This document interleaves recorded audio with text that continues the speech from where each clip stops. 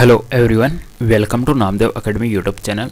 आज अपन बात करेंगे रेलवे आरआरबी एनटीपीसी के लिए जो 100% एक्सपेक्टेड पेपर जो बन सकता है, किस प्रकार के क्वेश्चंस पूछे जाएंगे उसका अपन पेपर नंबर 3 देखने वाले हैं। और अपन जो ये क्वेश्चन सॉल्व कर रहे हैं ये रेलवे द्वारा पूछे गए ही क्वेश्चंस हैं। तो आगामी अपने को एनटीपीसी और ग्रुप डी एग्जाम्स में भी आपको इसी प्रकार के पैटर्न पर आधारित क्वेश्चंस देखने को मिलेंगे। ये अपना हाई लेवल है, इससे ज़्यादा हाई लेवल एनटीपीसी हो चाहे ग्रुप डी हो, इससे ज़्यादा हाई लेवल क्वेश्चंस नहीं बनेंगे। ये अपन जो पेपर्स लगा रहे हैं एक्सपेक्टेड, ये अपना मैक्सिमम हाई लेवल के क्वेश्चंस है। ये मान के चलिएगा एनटीपीसी और ग्रुप डी के अंदर जो भी क्वेश्चन आएंगे वो आपको इनसे लो लेवल के ही देखने को मिलेंगे। यदि आप इन पेपर्स को अच्छे से सोल्व कर पाते हो, इनमें अच्छा स्कोर कर पाते हो, तो ये मान के चलिएगा आपको एनटीपीसी और ग्रुप डी आप 100% क्वालिफाई कर लोगे। ओके, तो एक एक क्वेश्चंस को अपन यहाँ पे सॉल्व करेंगे और जितने अपन टॉप 100 क्वेश्चंस यहाँ पे हैं 100 के 100 क्वेश्चंस अपन लगाने वाले हैं। तो आप भी साथ साथ में एनालिसिस करते रहिएगा कि आप कितने क्वेश्चन सही कर पा रहे हो, कितने गलत कर पा रहे हो, आपको कितना आता है, आपकी एक्यूरेसी क्या है। जिस प्रकार से ऐसा मान के चलिएगा रियल टाइम आप एग्जाम ही दे रहे हो। तो चलो अपन शुरुआत करेंगे आज के अपने सेट नंबर 3 को। पहला क्वेश्चन आपके सामने है ये, खाद्य डिब्बों पर टिन की कोटिंग की जाती है, जस्ते की नहीं, क्यों? इसके पीछे रीजन क्या है? आंसर देना है आपको भी बराबर। क्या आंसर बनेगा? जो भी खाद्य पदार्थों के ये डिब्बे हैं, फूड कैंस हैं, उनके ऊपर अपन टिन की कोटिंग करते हैं, जिंक की क्यों नहीं? ऑप्शन आपके सामने, जिंक है टिन से कम अभिक्रियाशील है, जिंक है वो टिन से ज़्यादा अभिक्रियाशील है, जिंक का गलनांक टिन से अधिक है, या जिंक है जस्ता है, या टिन से महंगा है। तो यहाँ पे अपन बात करेंगे रिएक्टिविटी की वजह से। रिएक्टिविटी वाला अपना करेक्ट आंसर हो जाएगा, जस्ता है वो टिन से अधिक अभिक्रियाशील है, ये अपना आंसर बनेगा। ठीक है, तो नेक्स्ट क्वेश्चन देखते हैं। क्वेश्चन नंबर 2 की बात करेंगे। आप भी आंसर देते रहिएगा, साथ ही साथ में मॉडल पेपर के रूप में लीजिएगा इसको, मेरे रीड करने से कोई बेनिफिट नहीं होने वाला है, आंसर देना है होगा आपको बराबर। दिए गए विकल्प में से आपको ऑड टर्म्स को फाइंड करना है, कौन सी ऑड टर्म्स बनेगी? आंसर दीजिएगा, क्या आंसर बनेगा? सोचिए विचारिएगा। यहाँ पे आंसर देने से कंजूसाई करोगे तो आगे एग्जाम में कैसे कर पाओगे फिर? तो यहाँ पे आपका क्या आंसर बनेगा? देखिए यहाँ पे कौन पहले आ रहा है कौन बाद में आ रहा है, इससे आप रिलेट कीजिएगा। पेन, इंक पेन में डल रही है, स्टाम्प लेटर से संबंधित है, टिकट ट्रेन में चलती है। तो ये कार में इंजन नहीं होता, इंजन कार में होता है, ये थोड़ा सा उल्टा सीक्वेंस है। तो अपना यहाँ पे आंसर हो जाएगा सी वाला। सी वाले को अपन यहाँ से अलग सेलेक्ट करेंगे। ठीक है, और टर्म्स अपने को फाइंड करनी है, तो सी यहाँ पे अपना आंसर हो जाएगा। नेक्स्ट क्वेश्चन आपके सामने, यदि अवतल लेंस के मुख्य फोकस पर मिलती हुई प्रतीत होने वाली प्रकाश किरण अपवर्तन के बाद कहां से निकलेगी? क्या आंसर बनेगा इसका? अवतल लेंस बना लेते हैं। यह अवतल लेंस के मुख्य फोकस पर मिलती हुई, इसके फोकस पर बात कर लेते हैं। मिलती हुई प्रतीत होने वाली प्रकाश की किरण अपवर्तन के बाद कहां से निकलेगी? जैसे कि सपोज यहां से हुई तो आगे कहां जाएगी? अगर फोकस की बात करें तो यहाँ से गुजरी तो किधर जाएगी? तो ये हमेशा पैरेलल जाएगी। ध्यान दीजिएगा, पैरेलल चलेगी। प्रिंसिपल अक्स है, मेन अक्स है, उसके पैरेलल चलेगी। आंसर हो जाएगा आपका A, parallel to principal axes. Principal axes कौन सी होती है? ये आपकी जो मेन अक्स है ये होती है प्रिंसिपल अक्स। ठीक है, जैसे कि आप से हुई तो ये आगे कहाँ हो जाएगी? इसके पैरेलल चलेगी। फिर नेक्स्ट क्वेश्चन देखते हैं। क्वेश्चन नंबर 4, मानव शरीर में मौजूद सबसे कठोर पदार्थ कौन सा है? सबसे कठोर पदार्थ अपने को बताना कि मानव शरीर में सबसे कठोर पदार्थ कौन सा है? नीकैप, उंगली का नाखून, दांत की परत, या खोपड़ी की हड्डियां। तो यहाँ पे आपका आंसर हो जाएगा सी के साथ में टूथ इनेमल, दांत की परत सबसे कठोर मानी गई है। नेक्स्ट क्वेश्चन मैथ का क्वेश्चन है, ट्रिग्नोमेट्री त्रिकोणमिति का क्वेश्चन है। क्या आंसर बनेगा? कोस की पावर 4 है माइनस साइन की पावर 4 है, इसकी वैल्यू क्या होगी? कोस की पावर 4 है माइनस साइन की पावर 4 है, इसकी वैल्यू बतानी है। तो देखिएगा, इसको सोल्व करते हैं ए स्क्वायर माइनस बी स्क्वायर फॉर्मूले से। तो ये मेरा बन जाएगा ए माइनस बी और ए प्लस बी। मैंने यहाँ पे फॉर्मूला लगा दिया, तो यहाँ पे भी मैं लगा देता हूँ। तो कोस स्क्वायर ए माइनस साइन स्क्वायर ए, एक बार तो ये बन जाएगा, और एक बार मेरा बन जाएगा कोस स्क्वायर ए प्लस साइन स्क्वायर ए, ये बन गया। अब ध्यान दीजिएगा, ये मेरा फॉर्मूला बन चुका, इसकी वैल्यू होती है हमेशा एक, ये एक हो गई। ये हो गया कोस स्क्वायर ए माइनस साइन स्क्वायर ए। ठीक है, अब ध्यान दीजिएगा, ये भी एक फॉर्मूला बनता है, ये कोस 2 थीटा का बनता है। कोस 2 थीटा का फॉर्मूला होता है कोस square theta minus sign square theta. ये कोस स्क्वायर ए माइनस साइन स्क्वायर ए, ये फॉर्मूला बन जाएगा कोस 2a का। तो इस तरीके से मेरा यहाँ पे आंसर आ जाएगा कोस 2a। तो इसमें बनेगा अपना डी। नेक्स्ट क्वेश्चन देखते हैं। क्वेश्चन नंबर 6 की बात करेंगे। किस वर्ष में भारत की राज्यसभा द्वारा क्षतिपूरक वनीकरण कोष विधेयक पारित किया गया था? Compensation afforestation fund bill was passed by Rajya Sabha of India in the year. किस वर्ष के अंदर पास किया गया? तो आंसर हो जाएगा अपना डी के साथ में 2016 के अंदर पास किया गया। ठीक है, नेक्स्ट क्वेश्चन देखते हैं। अगला क्वेश्चन, क्वेश्चन नंबर 7 की बात करेंगे, फटाफट आंसर देते रहेगा। काफी अच्छा क्वेश्चन है ये भी, मैथ का क्वेश्चन है। 5 रुपए में 6 के नग मूल्य पर खरीदी गई वस्तुओं को 6 रुपए में 5 नग के भाव पर बेचने पर होने वाली प्रतिशत हानि या लाभ अपने को बताना है। लाभ होगा या हानि होगा, ये अपने को यहाँ पे बताना है। तो यहाँ पे ध्यान दीजिए, सबसे पहले आपको लेना है क्रय मूल्य, यहाँ पे लेना है आपको विक्रय मूल्य, यहाँ पे आपको रखना है आइटम और यहाँ पे आपको रखना है रुपये। ठीक है, अब ध्यान दीजिएगा 5 रुपए में 6 नग, तो आइटम कितने 6 और 5 रुपए में खरीद रहा है, तो रुपए के नीचे मैंने 5 रख दिया। और यहाँ पे 6 रुपए में 5 आइटम बेच रहे हैं। लाभ या हानि कैसे निकालेंगे? क्रॉस मल्टीप्लाइड कीजिएगा, 5 को 5 से मल्टीप्लाइड करोगे तो 25 और 6 को 6 से मल्टीप्लाइड करोगे तो 36। अब यहाँ पे क्रय मूल्य हो गया 25 और विक्रय मूल्य हो गया 36, यानी विक्रय मूल्य ज्यादा तो ऑब्वियसली लाभ होगा। लाभ के लिए हमेशा नीचे तो लेते हैं अपन क्रय मूल्य, ठीक है, ऊपर लेते हैं डिफरेंस। 25 और 36 का डिफरेंस हो गया 6 में से 5 गया 1, 3 में से 2 गया 1, मल्टीप्लाइड बाई कर देंगे 100 से, तो इसमें इसका भाग है 4 बार, 11 × 4 44% यहाँ पे प्रॉफिट होएगा। ये अपना आंसर हो जाएगा। ओके, नेक्स्ट क्वेश्चन देखते हैं। क्वेश्चन नंबर 8 की बात करते हैं। ध्वनि की, ये भी काफी अच्छा क्वेश्चन है। ध्वनि की फ्रीक्वेंसी, तरंग दैर्ध्य और चाल के बीच क्या संबंध है? ठीक है, यहाँ पे देखिएगा फ्रीक्वेंसी को ये वी बोला है, तरंग दैर्ध्य को लैम्बडा बोला है और चाल वी के बीच में क्या संबंध है, ये अपने को यहाँ पे बताना है। क्या आंसर बनेगा? नॉर्मल सा अपना जो कंसेप्ट है वेलोसिटी वाला होता है, velocity equal to frequency into lambda लेते हैं। अब इसमें देखिएगा ये अपने को फॉर्मूला याद है, तो फ्रीक्वेंसी आप क्या लेते हो, फ्रीक्वेंसी को ये रख दीजिएगा और चाल ये है v equal to mu into lambda, ये अपना आंसर हो जाएगा। CBT2 कब होगा? CBT2 के अभी आप महीना 1.5 महीना तो मान के चलो, आप 1.5 महीने से पहले तो कोई संभावना नहीं है। आंसर हो जाएगा इसका ए। नेक्स्ट क्वेश्चन अपने सामने, कौन सी संख्या नीचे दिए गए संबंध को सर्वोत्तम ढंग से पूर्ण करेगी? 13, 38, 17, इसमें आगे आने वाली टर्म्स क्या है अपने को यहाँ पे बतानी है, आगे आने वाली टर्म्स कौन सी है। तो इसमें सिंपल सा कंसेप्ट है, इसको 3 से गुणा किया -1, 13 × 39 -1, तो यहाँ पे हो गया 17 × 51 -1, यानी 50 अपना आंसर हो जाएगा। ठीक है, नेक्स्ट क्वेश्चन देखते हैं। इन क्वेश्चंस को MTS के रूप में देखिएगा और ग्रुप डी के रूप में देखिएगा, इनको सोल्व करके जाइएगा। NTPC ग्रुप डी को साइड में पढ़ने की जरूरत ही नहीं पड़ेगी कहीं से।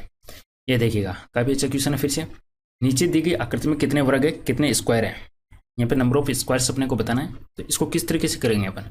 ऑप्शन अपने सामने 18, 21, 26, 12, इस तरीके से रिलेट करेंगे इसको।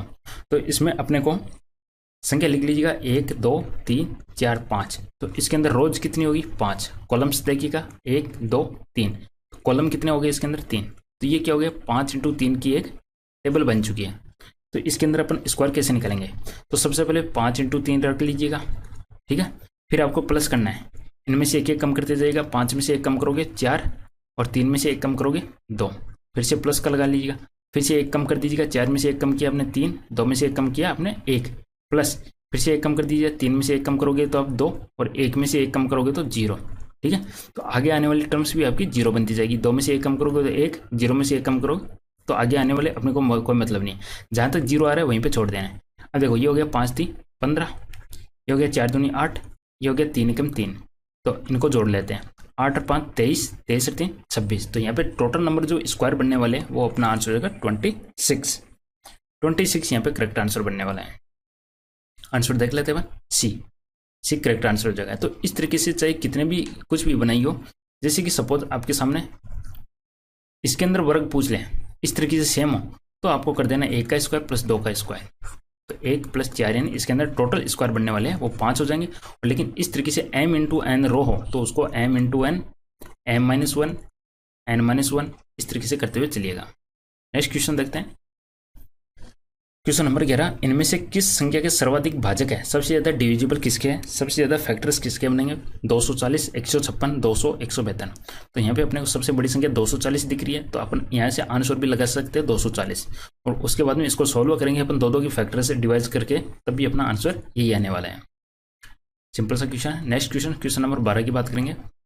इसमें से अपने को दिया गया 3 कथन है और निष्कर्ष अपने को कलेक्ट करना है। ठीक है, तो कथन क्या अपने पास में, कथन देख लेते। अपने कथन है कुछ मुंबई दिल्ली है, कुछ मुंबई दिल्ली है, मैंने ये बना लिया। आगे कह रहे हैं कुछ कोलकाता मुंबई है, तो ये हो गया कोलकाता और मुंबई। आगे कह रहे हैं कुछ चेन्नई दिल्ली है, ये कुछ चेन्नई दिल्ली है। इस तरीके से मैंने इसका डायग्राम बना लिया। अब देखिएगा, पहला कह रहा है कि सभी कोलकाता चेन्नई है, कोलकाता और चेन्नई। सबसे पहले एक काम कीजिएगा, जब भी आपको इस तरीके से डायग्राम बना लो, यदि दूर दूर से दिख रहा है आपको कोलकाता इधर है चेन्नई इधर है, तो डायरेक्ट आप इस पर आंसर मत लगाइएगा, डायरेक्ट आप इसको डाउट में रखिएगा, डाउट में, ठीक है। कोई भी चेन्नई कोलकाता नहीं है, ये है चेन्नई ये कोलकाता, ये भी दूर दूर है, ये भी डाउट में। अब दोनों डाउट के अंदर है। डाउट क्लियर कब होता है? डाउट क्लियर तब होता है जब आपका सब्जेक्ट ऑब्जेक्ट सेम हो। देखिएगा यहाँ पे कोलकाता, यहाँ पे कोलकाता, यहाँ पे चेन्नई, यहाँ पे चेन्नई, यानी ये तो सेम है। एक शर्त और होती है कि अपना स्टेटमेंट एक नेगेटिव होना चाहिए, ये भी नेगेटिव है। लेकिन एक शर्त और होती है, एक कुछ लगना होना चाहिए।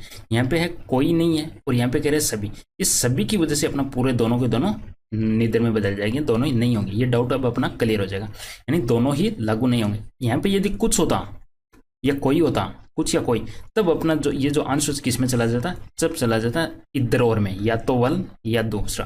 लेकिन यहाँ पे सभी की वजह से अपना ये जो डाउट है दोनों कैंसिल हो चुके और अपना किस में जाएगा, दोनों ही लागू नहीं होंगे। तो यहाँ पे अपना आंसर हो जाएगा दोनों ही लागू नहीं होंगे। आंसर देख लेते हैं अपन, B, neither conclusion one not second follows. ठीक है, इधर कब लगता, इधर तब लगता जब यहाँ पे अपने सम होता ऑल की जगह, तब अपन कह देते या तो पहला या दूसरा। नेक्स्ट क्वेश्चन देखते हैं, क्वेश्चन नंबर 13। भारत के किस केंद्र शासित प्रदेश में पंचायती राज व्यवस्था नहीं है?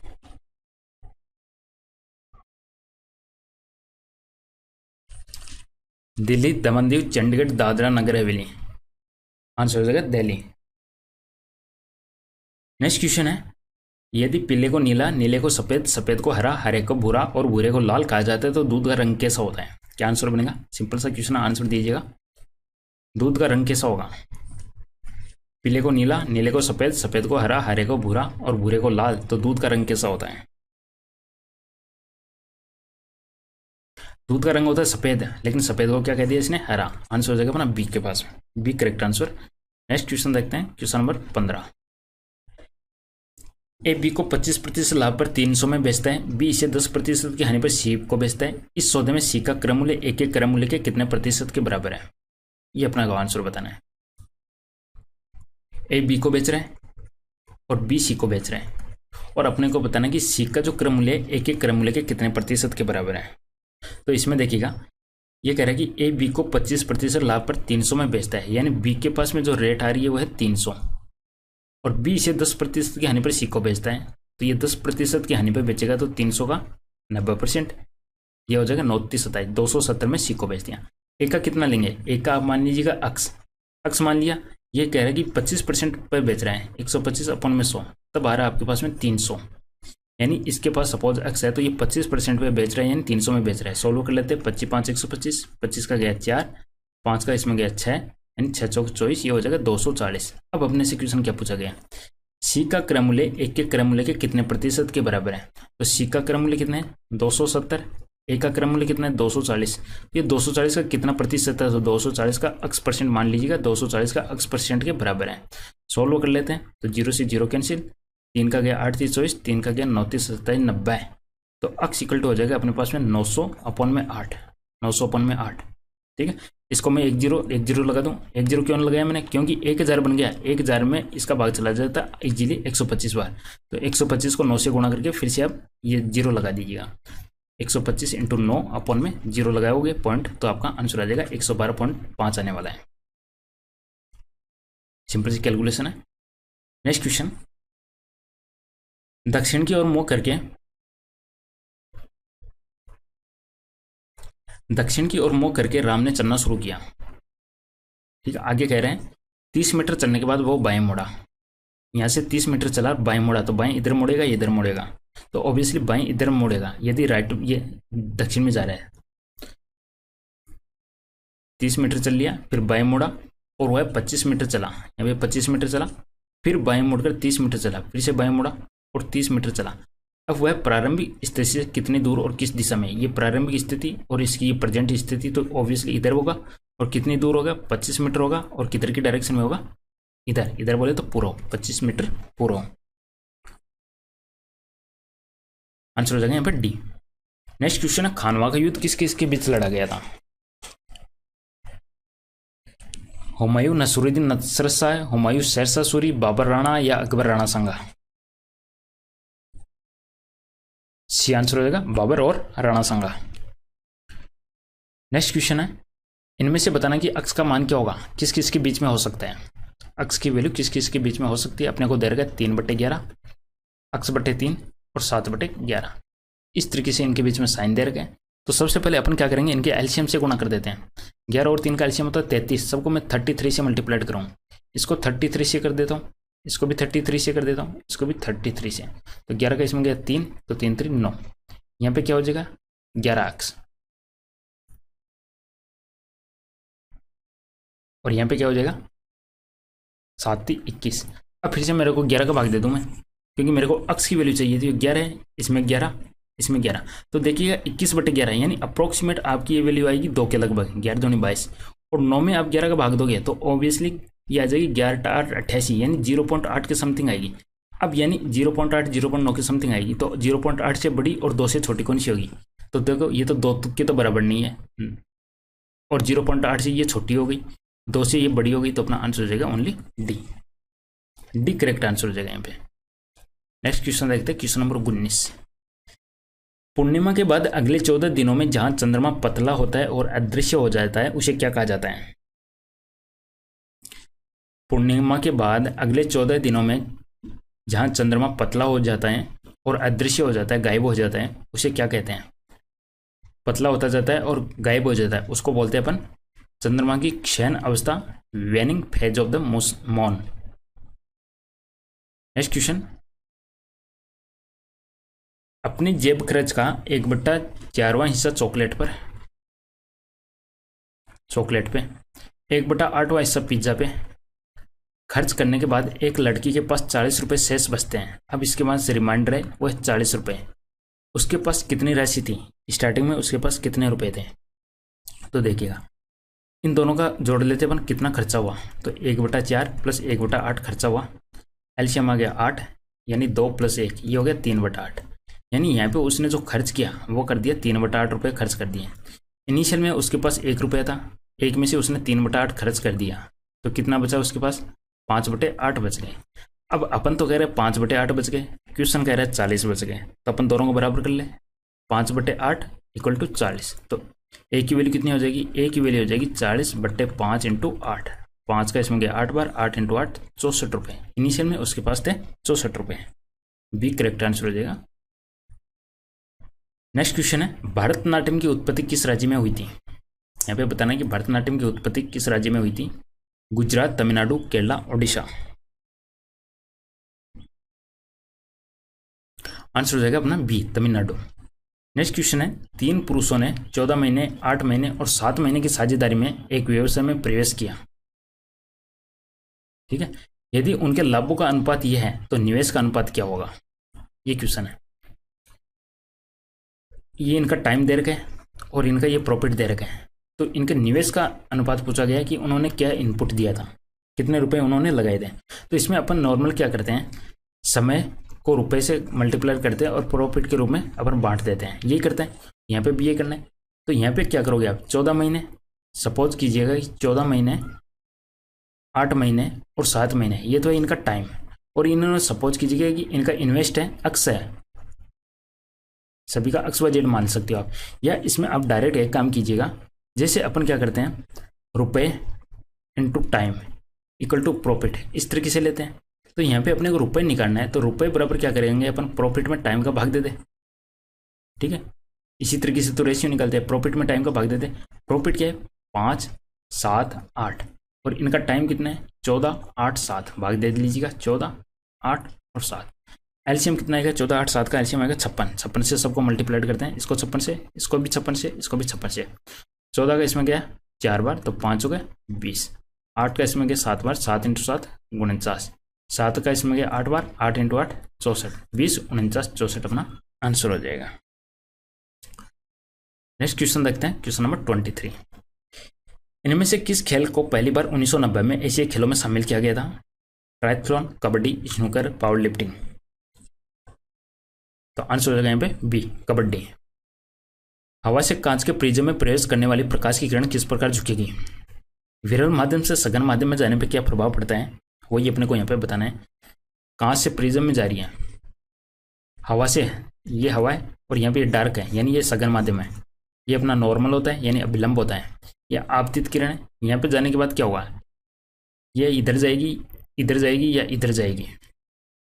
क्वेश्चन हो रहा है हवा से कांच यानी विरल माध्यम से सघन माध्यम में, विरल माध्यम से सघन माध्यम में जा रही है तो क्या होगा, ये हो जाएगा इस नॉर्मल की तरफ झुकेगी, इधर जाने के बजाय ये इधर की तरफ झुक जाएगी अभिलंब की ओर, और उसकी स्पीड गति डाउन हो जाएगी।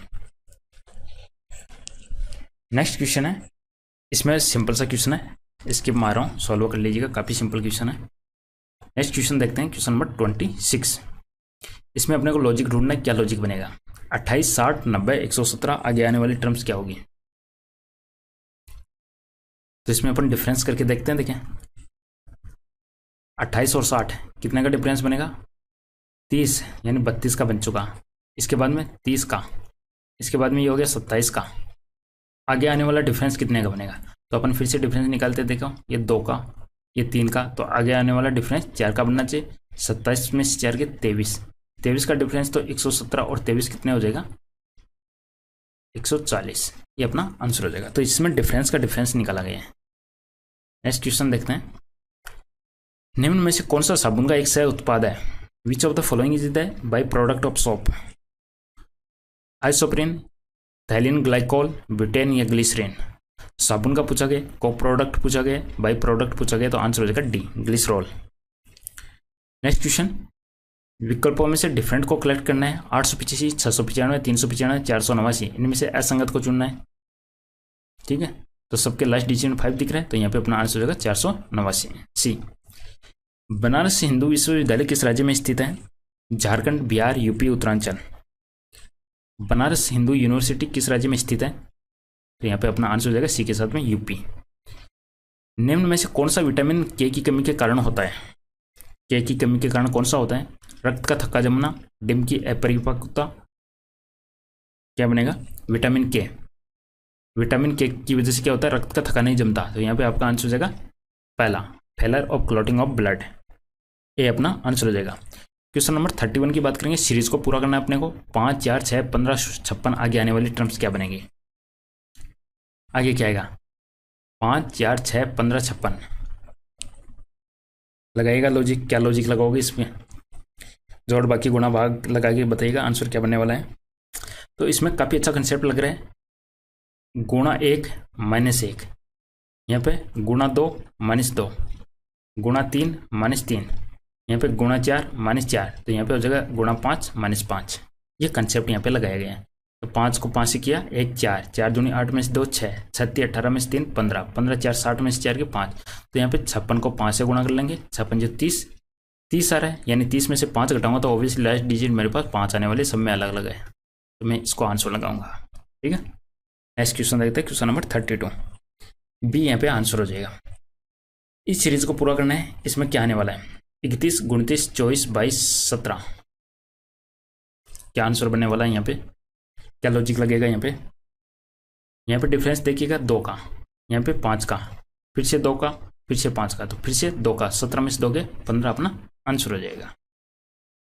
नेक्स्ट क्वेश्चन देखते हैं, क्वेश्चन नंबर 33, निम्न में से किस रक्त समूह को सार्वभौमिक दाता के रूप में जाना जाता है। Universal donor, universal donor A B O negative, answer हो जाएगा डी के साथ में ओ नेगेटिव। अमोनिया में नाइट्रोजन की संयोजकता कितनी होती है। अमोनिया में नाइट्रोजन की संयोजकता वैलेंसी पूछ गया। नाइट्रोजन का एटॉमिक नंबर होता है 7, पहली कक्षा में 2, दूसरी कक्षा में 5, तो इसकी वैलेंसी कितनी होगी 3, तो नाइट्रोजन की 3 और हाइड्रोजन की 1, तो इस तरीके से NH3 बनता है, तो आंसर हो जाएगा अपना डी के साथ में, डी आंसर बनेगा नाइट्रोजन की संयोजकता। नेक्स्ट क्वेश्चन है, दो सतहों के अनियमितताओं को क्या कहा जाता है जो स्थैतिक घर्षण का कारण बनती है। Which happens to irregularity of the two surface which causes static friction, स्थैतिक घर्षण का कारण बनती है। लोप, लोटन, इंटरलॉकिंग या सर्पण स्लाइडिंग। अनियमित तव को क्या कहते हैं, तो उनको बोलते हैं इंटरलॉकिंग, बी आंसर हो जाएगा यहाँ पे। मैथ का क्वेश्चन है नेक्स्ट, राजा अरुण से 3 गुना बड़ा है। ये हो गया राजा, ये अरुण, ये इससे 3 गुना बड़ा है। अरुण 1 साल का है तो राजा 3 साल का है। ठीक है, 3 वर्ष पहले की बात हो रही है, 3 वर्ष पहले की बात। ये हो गई इसकी प्रेजेंट की बात। प्रेजेंट के लिए 0, 3 वर्ष के लिए -3। राजा अरुण से 3 वर्ष बड़ा हो गया। 3 वर्ष पहले अरुण की तुलना में 4 गुना बड़ा था। अरुण 1 था तो यह था 4 गुना। कब? 3 वर्ष पहले। अब ये बताना कि राजा की वर्तमान उम्र कितनी है। तो यहाँ पे देखिएगा डिफरेंस निकालेगा, 3 और 1 का डिफरेंस 2, 4 और 1 का डिफरेंस 3। अब इस डिफरेंस को बराबर करना है। बराबर करने के लिए इसको मैं 3 से गुणा कर दूं, इसको 2 से कर दूं, ताकि इधर तो हो जाएगा 6, इधर हो जाएगा 6। इसको मैंने 3 से किया तो इसको भी मैं 3 से करूँगा। तो 3 को 3 से गुणा करूँगा तो क्या आएगा? 3 को 3 से गुणा करूँगा तो इधर 9 आ जाएगा, इधर 3 होगा। और इसको मैं 2 से करूँगा तो ये 4 दूनी 8 हो जाएगा, ये 2 हो जाएगा। अब मैं वापस से डिफरेंस निकालूंगा। 9 में से 8 गए 1, 3 में से 2 गए 1, और इधर डिफरेंस कितना है? 0 और 3 का डिफरेंस 3, यानी 1 की वैल्यू होगी 3, 1 की वैल्यू 3। अब पूछी गई राजा की वर्तमान उम्र। राजा वर्तमान में 9 वर्ष का, तो 9 को 3 से गुणा कर दीजिएगा, 9 3 27 आपका आंसर हो जाएगा। ठीक है, सी करेक्ट आंसर बनेगा। नेक्स्ट क्वेश्चन देखते हैं, क्वेश्चन नंबर 37। एक चोर 400 किलोमीटर दूर स्थित एक शहर की ओर 60 किलोमीटर प्रति घंटा की चाल से कार चलाते हुए भागता है। 60 किलोमीटर की स्पीड से, स्पीड है इसकी 60 और दूरी 400 किलोमीटर है। भागता है। सिर्फ 30 मिनट के बाद पुलिस 80 किलोमीटर प्रति घंटा की चाल से उसका पीछा करती है। पुलिस 80 kmph की स्पीड से उसका पीछा कर रही है। चोर के पकड़े जाने पर पुलिस द्वारा तय की गई दूरी कितनी होगी? ये क्वेश्चन है। तो इसमें समझिएगा कि मान लीजिए कि पुलिस इसको टी समय में पकड़ लेती है। पुलिस चोर को टी समय में पकड़ लेती है। क्वेश्चन को समझिएगा, टी समय में। तो टी समय में पुलिस कितनी दूरी तय करेगा? पुलिस दूरी तय करेगा 80 टी। क्यों? 80 उसकी स्पीड है और टी समय में भाग रहे हैं, तो पुलिस के द्वारा टी समय में तय की गई दूरी होगी 80 टी। चोर कितनी दूरी तय करेगा टी समय में? चोर तय करेगा 60 टी, 60 टी। और साथ साथ में कितनी दूरी तय करेगा? 30 मिनट बाद पुलिस भाग रही है, तो चोर तो 30 मिनट पहले भी तो भाग चुके हैं। तो चोर 30 मिनट में कितनी दूरी तय करेगा? 60, 1 घंटे में तय करता है 60 किलोमीटर, तो आधे घंटे में कर देगा 30 किलोमीटर। ठीक है, यानी पकड़ने से पहले चोर तो इतनी दूरी तय करेगा 60 टी प्लस 30, और पुलिस करेगा 80 टी दूरी तय। तो यहाँ से हो जाएगा 20 टी इक्वल टू 30। तो टी की वैल्यू होगी 3/2। ठीक है, तो 3/2। तो पुलिस कितनी दूरी तय करेगा? यहाँ पे अपन देख सकते हैं 80 टी, 80 टी, टी की जगह 3/2, ये हो जाएगा अपने पास 40 3 120 किलोमीटर। तो पुलिस उसको 120 किलोमीटर की दूरी पे पकड़ लेगी। तो आंसर हो जाएगा अपने पास बी। नेक्स्ट क्वेश्चन देखते हैं, किसी परमाणु के नाभिक में मौजूद प्रोटॉन और न्यूट्रॉन की कुल संख्या को किसके रूप में जाना जाता है? प्रोटॉन और न्यूट्रॉन की कुल संख्या को किसके रूप में जाना जाता है? अवोगाद्रो संख्या, गॉस संख्या, परमाणु क्रमांक या द्रव्यमान संख्या? सिंपल सा क्वेश्चन है, आंसर हो जाएगा डी, द्रव्यमान संख्या, मास नंबर। नेक्स्ट क्वेश्चन है, किसी कोड भाषा में ये अपने को कोड दे रखे हैं, तो यहाँ पे अपने को बताना है कि किसका मतलब एंड होगा। तो यहाँ पे एंड को देखिएगा, कहाँ आपको एंड दिख रहा है? तो इसमें दिख रहा है एंड, और एंड कहाँ दिख रहा है आपको पास में? इसमें नहीं है, इसमें नहीं है, इसमें नहीं है, यानी एंड का निकाल लीजिएगा ओनली। इसमें देखिएगा, यानी ऐसी संख्या देखिए जो कहीं पे भी कॉमन नहीं आ रही। जैसे लिली है, लिली कहाँ पे कॉमन आ रहा है? ये यहाँ पे कॉमन आ रहा है, यानी। और फ्रूट, फ्रूट किसमें कॉमन आ रहा है? इसमें कॉमन आ रहा है, यानी इसमें ऐसी संख्या देखिए जो कहीं पे भी कॉमन नहीं है, क्योंकि एंड कॉमन नहीं है, तो इनमें से भी कोई कॉमन नहीं होना चाहिए। तो सिक तो आपका कॉमन यहाँ पे हो चुका, तो सिक तो हो नहीं सकता। आगे और देखिएगा कॉमन, ये आपका फिन भी नहीं हो सकता, फिन यहाँ पे कॉमन हो गया। तो आपका आंसर हो जाएगा ION, ये आपका आंसर हो जाएगा बी। बी करेक्ट आंसर बनेगा यहाँ पे। ठीक है, क्यों? क्योंकि इधर एंड ही कॉमन नहीं है, तो कम से कम इनमें भी तो एक संख्या ऐसी होनी चाहिए कि कहीं पे भी कॉमन नहीं हो। तो सिग यहाँ पे कॉमन हो चुका, FIN यहाँ पे कॉमन हो चुका, तो बच गया ओनली ION, ये आपका आंसर हो जाएगा एंड का, क्योंकि एंड कहीं पे भी कॉमन नहीं था। नेक्स्ट क्वेश्चन 40, निम्न में से किस अभिक्रिया में अघुलनशील लवण बनते हैं? Neutralisation, oxidation, precipitation, reduction. अघुलनशील लवण बनते हैं, तो यहाँ पे अपना आंसर हो जाएगा सी के साथ है अवक्षेपण अभिक्रिया। Next question, question number 41, WHO ने गैर संक्रामक रोगों की रोकथाम और नियंत्रण के लिए कौन सी पहल शुरू की है? वर्ल्ड हेल्थ ऑर्गेनाइजेशन की बात हो रही है। गैर संक्रामक रोगों की रोकथाम और नियंत्रण के लिए कौन सी पहल शुरू की है?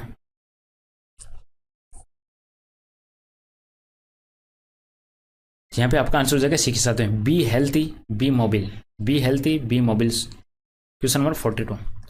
4.50 मीटर लंबे और 5.25 मीटर चौड़े एक आंगन में समान आकार के वर्गाकार टाइल लगाए गए हैं। टाइल का अधिकतम आकार ज्ञात कीजिएगा। अधिकतम आकार अपने को बताना है कि टाइल का क्या बनेगा। ठीक है, कोई ये आंगन है आयताकार, जिसमें आप मान सकते हो 4.55 मीटर और ये हो गया 5.25 मीटर। अब इसमें जो टाइल्स लगेगी वर्गाकार, उसका अपने को बताना है। तो इसमें अपने को करना क्या है, इनका एस शेप निकाल लीजिएगा। तो इसको मैं 5.25 और 4.55 है, इसको मैं 525 और 455 मान लो। नीचे इनका 100 ऐसा रहेगा, बाद में देख लेंगे 100 को। आरआरबी जेई के क्वेश्चन सही है और काफ़ी अच्छे इंपॉर्टेंट साबित होने वाले हैं आपके एनटीपीसी एमटीएस जो भी एग्जाम है, क्योंकि सभी एग्जाम को एक ही कंपनी कंडक्ट करवा रही है। तो ये मत देखिएगा टीसीएस का लेवल अलग होगा, एसएससी का लेवल अलग होगा, क्वेश्चन का लेवल आपको सेम देखने को मिलेगा। तो इसमें क्या होगा, अपन इनका एस शेप निकाल लेते हैं। अधिकतम आकार पूछा है तो आप हमेशा एस शेप के साथ जाइएगा। और 525 और 455 का एस शेप कैसे निकालोगे, तो 525 में मैं भाग दे लूँ 455 का। मैंने एक बार पॉइंट्स को हटा दिया, पॉइंट्स को बाद में करूंगा मैं। ये सिंपल सी बात है, इसको मैं सेंटीमीटर ले लूँ, 525 सेंटीमीटर, ये हो गया 455 सेंटीमीटर। अब एक ही बात है। अब इसमें 525 में 4 एस शेप निकालने के लिए बड़ी संख्या में छोटे का भाग दे देता हूँ मैं। 5 में 5 0, 12 में 5 के 7, और यहाँ कुछ नहीं बचेगा।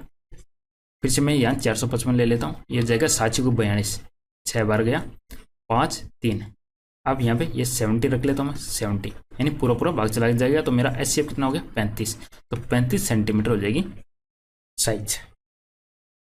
बी या सी अपना आंसर हो जाएगा 35 सेंटीमीटर। क्वेश्चन नंबर 43 की बात करते हैं। ये अपने को दे रखा है कि एस बराबर इतना है, तो टी को एस प्लस टी के प्रतिशत में व्यक्त कीजिएगा।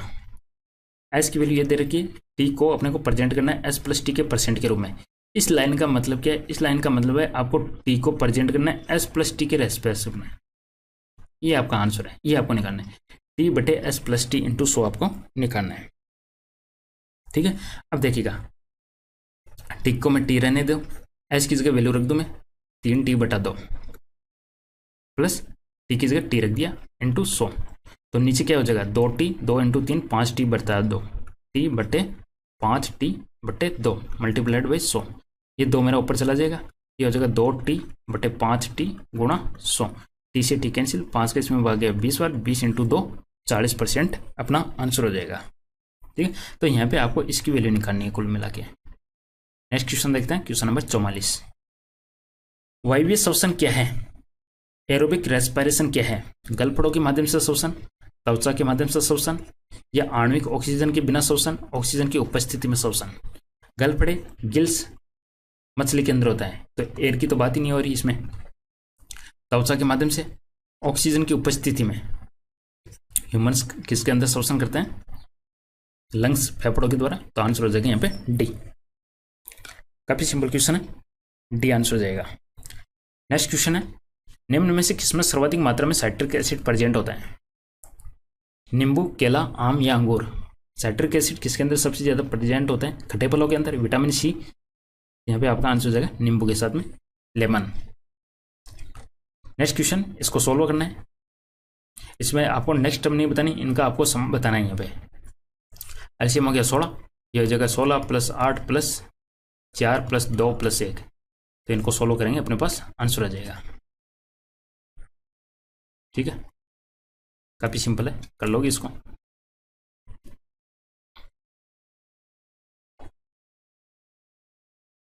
आंसर आ जाएगा इसका डी। नेक्स्ट क्वेश्चन है, एक निश्चित दूरी को एक निश्चित चाल से तय किया जाता है। यदि आधी दूरी को दोगुने समय में तय किया जाता है तो दोनों के चालों का अनुपात बताना है। किसी निश्चित दूरी डी है, निश्चित चाल से तय किया जाता है, एस की स्पीड से तय किया जाता है और टी समय लगता है। ठीक है, तो यहाँ पे स्पीड क्या होगी एस। आगे कह रहा है कि आधी दूरी अब होगी आधी, दुगुने समय में तय किया जाता है, समय हो गया अब 2t। तो दोनों चालों का अनुपात बताना है। पहले चाल क्या थी S1 और अब चाल कितनी है S2, इन दोनों का रेशियो आपको बताना है क्या होगा। तो यहाँ पे h2 निकाल लीजिएगा, चाल बराबर हो जाएगा दूरी बटे समय, दूरी होगी आपके पास d/2 भाग 2t, तो ये हो जाएगा आपके पास में d/2t। ठीक है, और ये क्या हो गया आपके पास में 2/2t आएगा, तो 1/4 हो जाएगा ये, तो 1/1/4 हो जाएगा आपके पास में, 1:1/4, तो ये हो जाएगा आपके पास 4:1। ठीक है, 4:1 अपना आंसर हो जाएगा। नेक्स्ट क्वेश्चन, क्वेश्चन नंबर 48, बच्चे का लिंग किससे निर्धारित होता है? Blood group of mother, blood group of father, RH factor of parents, या क्रोमोसोम। तो यहाँ पे अपना आंसर हो जाएगा डी के साथ में, सिंपल सा क्वेश्चन है, क्रोमोसोम गुणसूत्र। इसमें क्या लॉजिक लगने वाला है, श्रेणी को पूरा करना है इसको, BCD OG KL, क्या आएगा इसका, ये आप करिएगा, आपके लिए है, आंसर लगाइएगा इसका क्या होगा। नेक्स्ट क्वेश्चन देखते हैं, लास्ट क्वेश्चन, स्क्रीनशॉट लीजिएगा और आंसर कमेंट में बताइएगा इसका आंसर क्या होने वाला है। नेक्स्ट क्वेश्चन है, निम्न में से कौन सा खिलाड़ी T20 अंतर्राष्ट्रीय क्रिकेट में भारत के खिलाफ खेलने वाला सबसे कम उम्र का खिलाड़ी है? सबसे कम उम्र का खिलाड़ी कौन सा है? ऑप्शन आपके सामने, जयदेव उनादकट, हार्दिक पांड्या, ईशान किशन, या वाशिंगटन सुंदर। आंसर हो जाएगा अपना यहाँ पे सी। निम्न श्रेणी में लुप्त संख्या ज्ञात करनी है आपको, मिसिंग टर्म बतानी है, 5, 8, 13, 21, 34, इसके अंदर क्या आने वाला है। नेक्स्ट टर्म क्या आएगी, 5 सेकंड का टाइम मिलेगा आपको, आंसर देना है। क्या लॉजिक लगेगा इसमें, लॉजिक लगाइएगा, वीडियो को शेयर कर दीजिएगा सभी जगह अपने दोस्तों के पास में, ताकि ज़्यादा से ज़्यादा कैंडिडेट जुड़ सकें। तो क्या आंसर बनेगा इसमें, तो इसमें अपन लॉजिक की बात करें, देखते हैं डिफरेंस निकाल के देखते हैं क्या आता है। डिफरेंस निकालने से क्या आंसर हो रहा है कि अपने पास में, देखो 8 और 5 13, 13 और 8 21, यानी दो संख्या को जोड़ने पे नेक्स्ट टर्म आ रही है। अगर मैं 21 और 13 को जोड़ूँ तो मेरे पास 34 आ रहा है, तो कुल मिला के यहाँ पे जो टर्म्स आएगी वो इन दोनों का सम हो जाएगा, यानी 5 और 4 9, 5 और 3 8। इस तरीके से मेरे पास इस क्वेश्चन का आंसर आएगा 89। तो इसके अंदर ये लॉजिक लगा हुआ है, जो भी लॉजिक अपन लगाते हैं उस लॉजिक पे बेस एग्जाम में क्वेश्चन पूछा जा सकता है। तो यहाँ पे आंसर हो जाएगा 89। नेक्स्ट क्वेश्चन अपने सामने कथन और निष्कर्ष दे रखे हैं। गोरे रंग के लिए कोल्ड क्रीम का उपयोग करें। नेक्स्ट निष्कर्ष दे रखे हैं, लोग गोरे रंग के लिए क्रीम का इस्तेमाल करना पसंद करते हैं, लोगों को आसानी से बेवकूफ़ बनाया जा सकता है। क्या आंसर बनेगा यहाँ पे,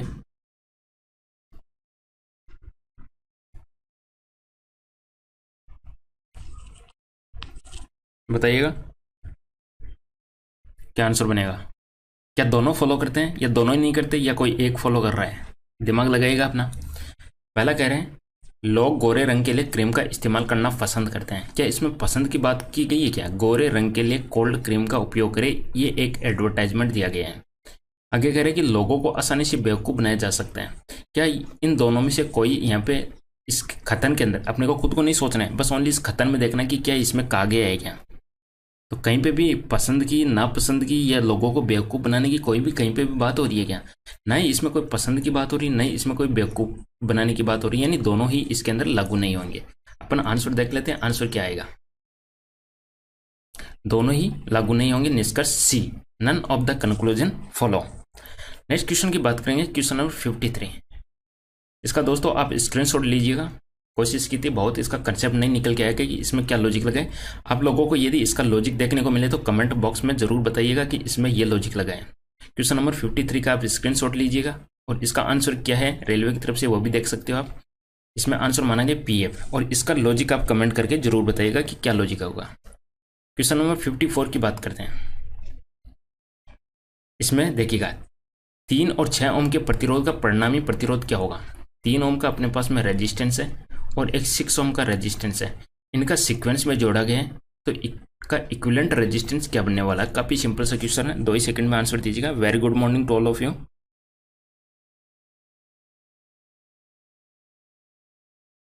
तो ये बहुत ही सिंपल से आंसर हो जाएगा यहाँ पे नो। यदि सीरीज में जुड़े हैं, श्रेणी क्रम में जुड़ा है, तो यानी अपन डायरेक्ट ऐड कर देंगे, और पैरेलल कॉम्बिनेशन है तो अपन 1/r के अकॉर्डिंग जोड़ लेंगे। नेक्स्ट क्वेश्चन की बात करेंगे, क्वेश्चन नंबर 55। 50 क्वेश्चन सोल्व करेंगे अपन, और कम से कम एक कागज तो लेके देखिएगा, उसमें खुद टिक लगाइएगा कि आप 50 में से कितने क्वेश्चन सही कर रहे हो, कितने क्वेश्चन गलत कर रहे हो। अपने आप आपको इससे अच्छा आपको मॉडल पेपर मॉक टेस्ट कहीं पे भी देखने को नहीं मिलेगा कि अपन रेलवे के पेपर सॉल्व करें। नेक्स्ट क्वेश्चन है, यदि 200 पुरुष प्रतिदिन 8 घंटे काम करके 6 दिन में एक नहर खोद सकते हैं, यदि 300 आदमियों को प्रतिदिन 6 घंटे काम करके नहर खोदने में कितना समय लगेगा? काफी सिंपल सा क्वेश्चन है। सुनील वर्मा विजिबल हो जाएगा, पिक्सल बढ़ाइएगा, यूट्यूब सेटिंग में जाके पिक्सल बढ़ाइएगा। तो यहाँ पे अपन काम करेंगे इस men work day into hour के अकॉर्डिंग इस क्वेश्चन को अपन सोल्व करने वाले हैं। ठीक है, तो मेन कितने देखिएगा 200 पुरुष, तो यहाँ पे मैं लिख देता हूँ 200 पुरुष। एक नहर को वर्क की जगह मैं एक नहर कर देता हूँ, 8 घंटे काम करके 6 दिन में खोद देते हैं, यानी 6 × 8 मैंने यहाँ पे लिख दिया, नहर को खोद रहे हैं। यदि 300 आदमी, तो इनकी जगह मैंने लिख दिया 300 आदमी प्रतिदिन 6 घंटे काम करके 6 घंटे काम करेंगे और उसी नहर को खोद रहे हैं। अब पूछ रहे कितना समय लगेगा। अब अक्स दिन में अपने को निकालना है, तो मैंने यहाँ पे अक्स लिख लिया। कैलकुलेशन कर लेंगे, 200 × 1 × 6 × 8, 200 × 1 × 6 × 8 इक्वल 300 को इससे गुणा करूंगा और फिर इससे कर दूंगा, तो 300 × 1 × 6x। अब काट देते हैं, देखिएगा 2 0 कैंसिल हो जाएगी, 6 से 6 कैंसिल हो गया, यानी अक्स की वैल्यू क्या आएगी 2 × 8 16/3, 16/3 अपना आंसर हो जाएगा, यानी 5 सही 1/3 दिन, यानी डी अपना यहाँ पे करेक्ट आंसर निकल के आएगा। तो इस तरीके का कोई भी क्वेश्चन आता है तो आप इस तरीके से सोल्व कर सकते हो, काफी सिंपल क्वेश्चन है। डी बिल्कुल सही आंसर दिया है प्रीति विजय, सबका सही है, सिंपल सा क्वेश्चन था, आंसर हो जाएगा डी। नेक्स्ट क्वेश्चन है, देखो काफी इजी क्वेश्चन है, बट ऐसे क्वेश्चन भी कई लोग गलत कर देते हैं।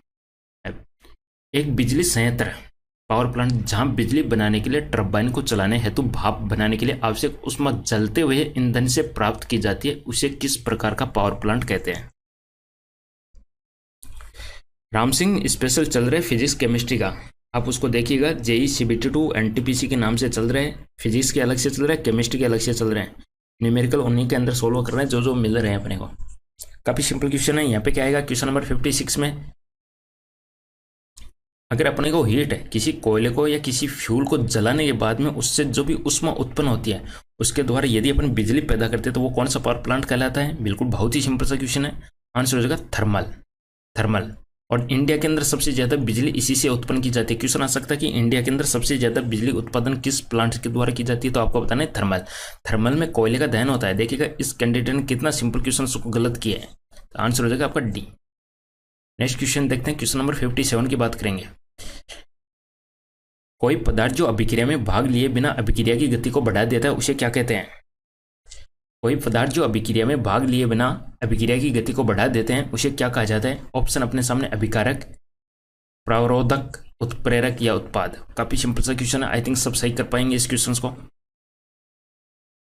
सबका सही जाएगा। Very good morning to all of you. तो यहाँ पे अपना आंसर हो जाएगा सी के साथ में, कैटलाइस्ट या उत्प्रेरक अपन कहेंगे। उत्प्रेरक है अभिक्रिया के अंदर, मतलब खुद भाग लिए बिना उसकी रिएक्शन को बढ़ा देता है या घटा देता है? बढ़ा देता है, ठीक है, खुद भाग नहीं लेता। काफी simple question. Next question number 58, किस भारतीय जलप्रपात में राजा, रानी, रॉकेट और रोरर, दूध सागर, हिरणी, योग या हिरणी, कौन सा जलप्रपात है जिसमें अलग अलग झरनों के ये नाम है? सबका सही हो जाएगा, बिल्कुल सही है, आंसर हो जाएगा यहाँ पे जोग जलप्रपात। कमेंट करके बताइएगा जोग जलप्रपात कहाँ पे स्थित है, भारत के किस राज्य के अंदर स्थित है जोग जलप्रपात? कमेंट कीजिएगा फटाफट स्पीडली, किस भारतीय राज्य के अंदर स्थित है जोग जलप्रपात?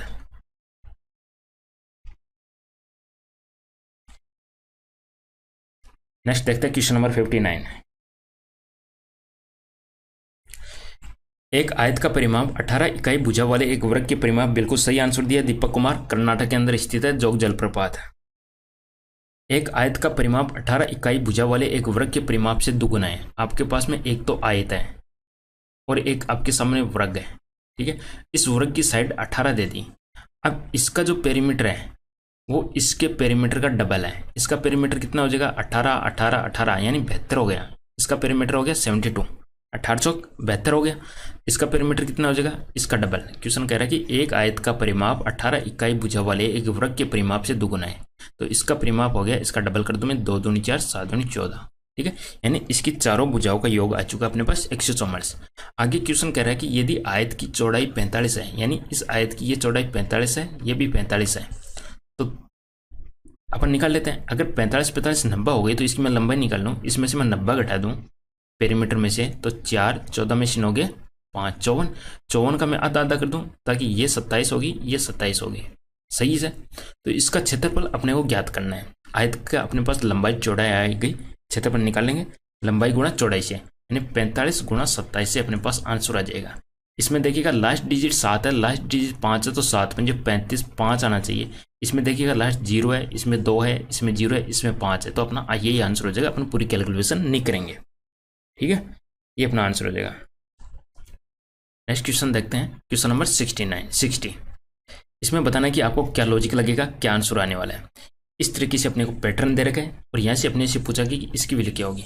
4 यहाँ पे डॉलर का साइन है, हैच का साइन है, आगे बताना कि यहाँ पे क्या लॉजिक लग रहा है, इसकी जगह क्या सिंबल है, इसकी जगह क्या सिंबल है, तो ये अपने पास ये आंसर आया। सोचिएगा, 5 मिनट विचार कीजिएगा। तो देखिएगा, इसको मैं गुणा करूँ 4 × 4, 4 चौक 16, फिर मैं 2 का भाग दे दूँ तो मेरे पास 8 आ गया। इसी प्रकार मैं डॉलर की जगह यहाँ गुणा करूँ 8 3 24, यहाँ पे मैं 2 का भाग दूँ तो 12 आ गया। यहाँ पे 7 6 42, 42 में फिर से 3 का भाग दूँ तो मेरे पास आंसर आ जाएगा 14। तो यहाँ पे ये है कि ये जो साइन है इसकी जगह गुणा है और इसकी जगह भाग है, तो यहाँ पे अपना 14 आंसर आ जाएगा। कमेंट करके जरूर बताइएगा कितने क्वेश्चन आप सही कर पा रहे हो, कितने नहीं। बिल्कुल सही आंसर है 14। नेक्स्ट क्वेश्चन देखिएगा, इनमें से अपने को डिफरेंट को कलेक्ट करना है, जो दिए गए ऑप्शन में से असंगत है वो बताना है।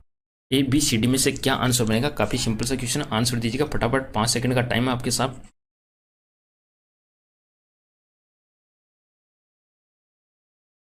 क्या आंसर बनेगा।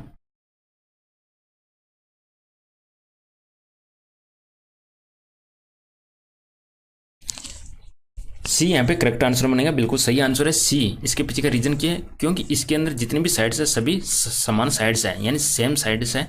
लंबाई देखो बात करोगे तो बिल्कुल सेम है, तो इसमें अलग अलग साइड्स बन रही है। देखिएगा ये छोटी ये बड़ी, यानी अपना ये आंसर हो जाएगा सी। नेक्स्ट क्वेश्चन की बात करेंगे, इस क्वेश्चन का आंसर हो गया सी। जब लिटमस को बोरेक्स के विलयन में मिलाया जाता है तो यह किस कलर का हो जाता है। लिटमस को बोरेक्स के विलयन में मिलाया जाता है तो ये किस कलर का हो जाता है, अपने को यहाँ पे बताना है।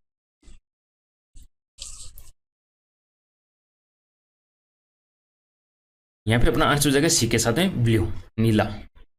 लिटमस को बोरेक्स के विलयन में मिलाया जाता है तो अपने को यह जो सॉल्यूशन मिलता है वो हो जाता है ब्लू, नीले कलर का। और नीले में कौन बदल देता है, नीले में कौन बदलता है, क्षार बदल देता है। कोई भी सॉल्यूशन को नीले में कौन कन्वर्ट करता है, क्षार। नेक्स्ट क्वेश्चन मैथ का क्वेश्चन है, काफी इजी क्वेश्चन है। 8 सेमी त्रिज्या वाले एक वृत्त के अंदर उसकी परिधि को स्पर्श करते हुए बनाए गए एक वृत्त का क्षेत्रफल ज्ञात कीजिएगा। अपने पास एक वृत्त है जिसकी रेडियस 8 सेंटीमीटर है, ठीक है। इसके अंदर कोई वर्ग बना दिया, इस वर्ग का क्षेत्रफल अपने को बताना है। तो ये वर्ग है, इस वर्ग का ये विकर्ण कितना हो जाएगा। यदि ये 8 है तो ये 8 और हो जाएगा, यानी ये 16 हो जाएगा। अब इसको मैं अक्ष मानूं, इसको मैं अक्ष मानूं, तो अक्ष स्क्वायर प्लस अक्ष स्क्वायर बराबर 16 स्क्वायर, आधार स्क्वायर प्लस लंब स्क्वायर इक्वल टू कर्ण स्क्वायर। इससे मैं साइड निकालूंगा, साइड हो जाएगी 2 अक्ष स्क्वायर इक्वल टू 16 स्क्वायर, और अक्ष की वैल्यू यहाँ से कितनी आ जाएगी, यानी 16/√2। ये मेरे पास डायरेक्ट आप ऐसे भी कर सकते हो, भुजा निकालनी है आपको तो भुजा निकालनी है तो विकर्ण बटे √2 कर सकते हो। अब क्षेत्रफल निकालना है तो भुजा स्क्वायर कर दीजिएगा, तो 16/√2 गुणा 16/√2। तो यहाँ से ये हो जाएगा, ये 2 बन जाएगा, 2 का इसमें भाग 8 बार, 16 × 8 128। बिल्कुल सही आंसर है प्रीति विजय, 128 करेक्ट आंसर हो जाएगा अपने पास। नेक्स्ट क्वेश्चन देखते हैं, क्वेश्चन नंबर 64। इधर 5% वार्षिक है तो दुकानदार के लिए कौन सा सौदा बेहतर है। तो यहाँ पे देखिएगा, ये जो लास्ट टर्म्स है इसको आपको ध्यान देना है। सबसे पहले क्वेश्चन को किधर की तरफ से पूछा गया है, दुकानदार की तरफ से पूछा गया है या खरीदार की तरफ से पूछा गया है, ठीक है। यानी दुकानदार की तरफ से पूछा गया है, यानी जो ज्यादा रुपए देगा वही उसके लिए बेटर होगा। अब अपन इसको डायरेक्ट इसका भी मूलधन निकाल लें। सपोज 2 वर्ष बाद बाला उसको इतने रुपए दे रहे हैं, ठीक है। तो ये अरुण कितने रुपए देगा, अपन इसका निकाल लेते। पहले अरुण का ब्याज निकाल लेते अपन, ऐसा ही इंटू PRT/100 साधारण ब्याज पे है। तो मूलधन है अपने पास 16,000, दर है 5%, इंटू समय है 2 वर्ष, ठीक है। अगर ये भी इसको इस केस में लेता तो इसके कितने रुपए पड़ते वो अपन निकाल लेते हैं, क्योंकि ये इसको इतने रुपए दे रहे हैं 2 वर्ष बाद, इसका भी अपन 2 वर्ष बाद निकाल ले। या दूसरा केस इसका आप 2 वर्ष पहले का निकालिए, तो अपने ज़्यादा ये इजी रहेगा, क्योंकि अपन इसका भी 2 वर्ष जोड़ देते हैं। तो ठीक है, 0 ये दोनों कैंसिल हो गया। यहाँ पे 16 5 80, 80 × 2 160, यानी ये 1600 रुपये ब्याज के दे रहे हैं, 16,000 वैसे दे रहे हैं। अगर मूलधन इस तरीके से दे 17,600। अब ये अरुण दे रहा है 17,600, बाला देगा इसको 17,776, तो बाला से उसको प्रॉफिट ज्यादा होने वाला है। ठीक है, डी अपना आंसर हो जाएगा यहाँ पे। नेक्स्ट क्वेश्चन देखते हैं, क्वेश्चन नंबर 65। यदि एक ट्रेन 36 सेकंड में एक प्लेटफॉर्म को पार करती है और प्लेटफॉर्म पर खड़े एक व्यक्ति को 20 सेकंड में पार करती है, ट्रेन की गति इतनी है, तो प्लेटफॉर्म की लंबाई बताइएगा। प्लेटफॉर्म की लंबाई मान लीजिएगा length of platform P, train की लंबाई अब मान लीजिएगा length of train L T, length of train मान ली अपने। ठीक है, अब स्पीड ट्रेन की दे रही 54 किलोमीटर प्रति घंटा, इसको मैं मीटर प्रति सेकंड में बदल लूँ, 54 × 5/18, तो हो जाएगा 15 मीटर प्रति सेकंड। क्योंकि सभी यूनिट मेरे पास सेकंड में है, तो इसको भी मैंने ये बदल लिया। अब पहला केस में जाएंगे, ओनली प्लेटफॉर्म को पार कर रही है, तो लेंथ कितना हो जाएगा, length of train plus length of platform. ठीक है, दूरी बराबर 4 × समय से, 4 × समय से, 4 है इसकी 15 और इसने समय लिया 36, तो एक समीकरण तो मेरे पास ये बन चुका, length of train plus length of platform, यानी प्लेटफॉर्म को पार कर रही है, तो प्लेटफॉर्म की लंबाई भी अपन शामिल करेंगे, ट्रेन की भी शामिल करेंगे, तो दूरी बराबर 4 × समय, 4 होगी मेरे पास 15 और समय हो गया 36। दूसरे केस में एक व्यक्ति को पार कर रही है, व्यक्ति को पार करेगी तो ओनली ट्रेन की लेंथ लेंगे अपन, व्यक्ति की लेंथ कोई लेंगे नहीं, तो ट्रेन लेंथ कितनी हो जाएगी, चाल है वही 15 इंटू समय ले रहा है 20 सेकंड। इस तरीके से मेरे पास 2 समीकरण आ चुके हैं, और क्वेश्चन मेरे से पूछोगे लेंथ ऑफ प्लेटफॉर्म ज्ञात कीजिएगा। आई थिंक अब इजीली आप इस क्वेश्चन को कर लोगे। ठीक है, लेंथ ऑफ ट्रेन यहाँ से निकालोगे आप तो कितनी आ जाएगी 300, ट्रेन की लेंथ आ गई आपके पास में 300 मीटर। प्लेटफॉर्म की कैसे निकालोगे, इसको गुणा कर लीजिएगा और इसमें से 300 घटा दीजिएगा, तो 15 × 6 90, 15 × 45 9 54, 540 - 300 करोगे यानी 240 मीटर आपका आंसर आ जाएगा। करंट अफेयर की क्लास का कम्युनिटी में टाइम डाल दिया जाएगा, जैसे ही होगा उसे आधे घंटे 1 घंटे भर पहले कम्युनिटी में आपको टाइम मिल जाएगा। इनमें से कौन सा विषाणु जनित रोग है, जो वायरस से होने वाला रोग है, वो अपने को यहाँ पे बताना है। बिल्कुल सभी क्लासेस आपको मिलेगी रेगुलर बेसिस के ऊपर, बायोलॉजी की भी मिलेगी, केमिस्ट्री की भी मिलेगी, फिजिक्स की भी मिलेगी। केमिस्ट्री का सुबह मॉर्निंग में एक वीडियो डल चुका है, ऐसे ही सुबह सुबह आपको एक वीडियो मिल जाएगा। ठीक है, नोटिफिकेशन नहीं आता तो एक बार प्लेलिस्ट जरूर देख लीजिएगा। वायरस से जनित होने वाला रोग कौन सा है, बेरीबेरी, खसरा, सूखा रोग या सिफिलिस। वायरस की खोज किसने की, इवान वॉस्की, इवान वॉस्की ने वायरस की खोज की थी। तो यहाँ पे आंसर क्या जाने वाला है, विषाणु से, तो यहाँ पे अपना आंसर हो जाएगा सी बी खसरा। नेक्स्ट क्वेश्चन की बात करेंगे, कराधान के निम्न सिद्धांतों में से कौन सा सिद्धांत भुगतान करने की क्षमता के रूप में भी जाना जाता है। भुगतान करने की क्षमता, एबिलिटी टू पे, एबिलिटी टू पे, प्रिंसिपल ऑफ टैक्सेशन। ऑप्शन आपके सामने है, सर्टेनिटी, इकोनॉमी, इक्विटी या कन्वेंस। क्या आंसर बनेगा, भुगतान, एबिलिटी टू पे, आंसर हो जाएगा आपका कैनन ऑफ इक्विलिटी, निष्पक्षता। नेक्स्ट क्वेश्चन की बात करेंगे, क्वेश्चन नंबर 68। यदि किसी घड़ी की दोनों सुइयां हर 64 मिनट के बाद मिलती है तो वह घड़ी प्रतिदिन कितना पीछे चलती है, कितने दिन पीछे चलेगी। अगर वो हर 1 घंटे में 4 मिनट पीछे चल रही है, हर 1 घंटे में 4 मिनट पीछे चल रही है, तो बताना कि वह प्रतिदिन कितना पीछे चलेगी। गाइस इसका स्क्रीनशॉट मारिएगा, इसको भी अपन बाद में शामिल करेंगे। ठीक है, विचार कीजिएगा इसका। ठीक है, स्क्रीनशॉट लीजिएगा यहाँ से, कभी कभार काफ़ी इजी क्वेश्चंस भी दिमाग से निकल जाते हैं। ठीक है, 1-2 क्वेश्चन की वजह से अपन सेट नहीं रोक सकते, इसलिए 1-2 क्वेश्चन को अपन बाद में कर लेंगे। नेक्स्ट क्वेश्चन है, निम्न में से कौन सा एक कीटनाशक है, डीडीटी, टीएनटी, एचसीएल, वीसीआर। निम्न में से कौन सा एक कीटनाशक है, डीडीटी, टीएनटी, एचसीएल या वीसीआर। कीटनाशक की बात हो रही है तो डीडीटी अपना आंसर हो जाएगा ए। क्वेश्चन नंबर 70, काफी इजी क्वेश्चन है, 70 वाला, सबका सही होना चाहिए, कोई गलत नहीं करेगा इस क्वेश्चन को। एक दूसरे से d दूरी पर स्थित m और m द्रव्यमान वाली दो वस्तु के बीच लगने वाला आकर्षण बल किसके व्युत्क्रमानुपाती होगा। व्युत्क्रमानुपाती पूछा गया। आपके पास दो ऑब्जेक्ट है, एक तो m मास है, एक m मास है। इन दोनों के बीच में डिस्टेंस d है, तो इन दोनों के बीच में जो लगने वाला फोर्स है किसके व्युत्क्रमानुपाती होगा। यहाँ पे कौन सी टर्म्स आएगी वही अपना आंसर हो जाएगा। काफी इजी क्वेश्चन, आई थिंक सब सही कर लेंगे। अपन कर देंगे mgmm/d², तो अपना आंसर हो जाएगा d², बी करेक्ट आंसर हो जाएगा। नेक्स्ट क्वेश्चन की बात करेंगे, क्वेश्चन नंबर 71। मध्य प्रदेश सरकार द्वारा शुरू की गई मुख्यमंत्री युवा स्वाभिमान योजना निम्न में से किससे संबंधित है। आंसर दीजिएगा। मध्य प्रदेश सरकार द्वारा शुरू की गई मुख्यमंत्री युवा स्वाभिमान योजना, अगर युवा की बात आ रही है तो यानी क्या मिलेगा। आर्थिक रूप से कमजोर वर्ग के शहरी युवाओं को 100 दिन का रोजगार, कमजोर वर्ग के शहरी युवाओं को 200 दिन का रोजगार, कमजोर वर्ग की लड़कियों को वित्तीय सहायता, या कमजोर वर्ग के बच्चों को मुफ्त सहायता। युवा की बात हो रही है तो नई लड़की से संबंधित होगा, नई युवा वर्ग ये बच्चों से होगा। तो कभी मारे तो इन दोनों से मारेंगे और ज्यादातर अपना करेक्ट आंसर हो जाएगा एक के ऊपर। ये अपना यहाँ पे आंसर बनेगा। कोई क्वेश्चन नहीं आता तो थोड़ा सा कंसेप्ट लगाइएगा, लॉजिक लगाइएगा, आंसर हो जाएगा ए। Question number 72। एक निश्चित धनराशि पर 4% वार्षिक दर पर 2 वर्ष का साधारण ब्याज 140 है। समान राशि पर समान दर समान अवधि के लिए चक्रवर्ती ब्याज और साधारण ब्याज के बीच का अंतर बताइएगा। ठीक है, अब ध्यान दीजिएगा, यदि 2 वर्ष है और CI और SI का अंतर निकालना तो सिंपल सा फॉर्मूला लगता है CI minus SI equal to P into R/100 का होल स्क्वायर। ये फॉर्मूला तभी लगता है जब आपके पास टाइम हो 2 वर्ष का अंतर। ठीक है, अब मेरे पास अंतर निकालना है तो मेरे को यहाँ पे देखिएगा, मेरे पास R तो है, तो क्यों ना मैं P भी निकाल लूँ। P कैसे निकालूंगा, P निकालूंगा सबसे पहले मेरे को यानी ब्याज दे रखे हैं तो SI इक्वल टू PRT/100 से मैं P निकालूंगा। SI दे रखा है मेरे को 140 इक्वल टू P कितना है मेरे पास, P मेरे को निकालना है, R इंटू टी हो जाएगा 4 इंटू 2/100। अब यहाँ से मैं निकाल लूंगा। ठीक है, 2 का भाग इसमें गया 70, ये हो जाएगा P की वैल्यू हो जाएगी, P की वैल्यू हो जाएगी 7000/4। मैं इसको इसी तरीके से रख लेता हूँ, आगे नहीं काटूंगा, काटना चाहूँ तो काट सकता हूँ। अब मैं इसको यहाँ पे रख दूंगा, P की जगह मैंने यहाँ पे रख दिया 7000/4।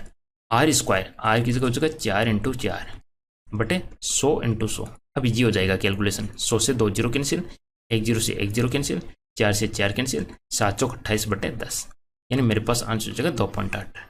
ठीक है, कैलकुलेशन इजी करने के लिए मैंने इसको यहीं पे छोड़ दिया था, तो इस क्वेश्चन का आंसर हो जाएगा अपने पास डी। ठीक है, तो यहाँ पे मैंने ये फॉर्मूला यूज में लिया था, एक तो CI minus SI equal to PR/100 का होल स्क्वायर, एक मैंने ये फॉर्मूला यूज करके यहाँ से P ले लिया था। इन दोनों से मैंने आंसर निकाल लिया। क्वेश्चन नंबर 73 की बात करेंगे,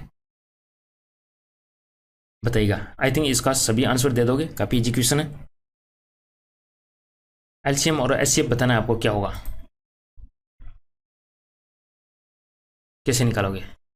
1.75 है तो इसको 175/100 लिख सकते हैं, इसको 56/60 लिख सकते हैं और इसको 7 लिख सकते हैं। LCM क्या हो जाएगा, LCM कैसे निकालेंगे अपन, 56/10 होएगा।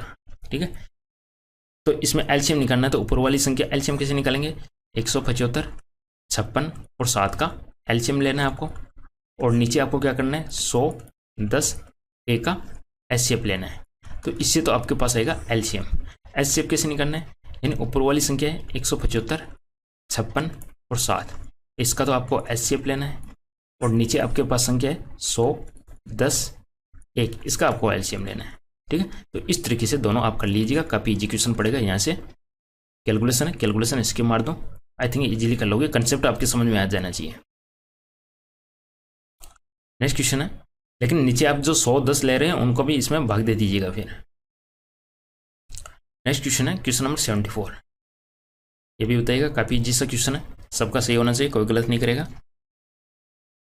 A into B equal to A+B plus √AB है, 4 इंटू 9 बराबर क्या है। 5 सेकंड का क्वेश्चन है, आंसर दीजिएगा मात्र 5 सेकंड के अंदर, क्या आंसर आने वाला है, ABCD। प्रीति विजय का क्या जुगाड़ है, रट रखे गया सभी आंसर, क्वेश्चन आने से पहले सॉल्व है। 4 इंटू 9 तो 4 प्लस 9 प्लस √36, तो 9 4 13 प्लस 6 19 अपना आंसर हो जाएगा। नेक्स्ट क्वेश्चन देखते हैं, क्वेश्चन नंबर 75, निमोनिया किसकी सूजन के कारण होता है। हृदय, मस्तिष्क, यकृत, फेफड़ा।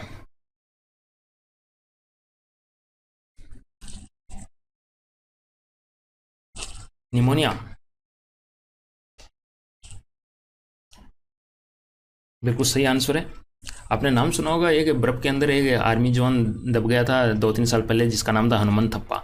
जिंदा निकाल लिया था, लेकिन बर्फ में दबने की वजह से उसके निमोनिया हो चुका था। और निमोनिया की वजह से क्या, यानी निमोनिया किसके अंदर होता है?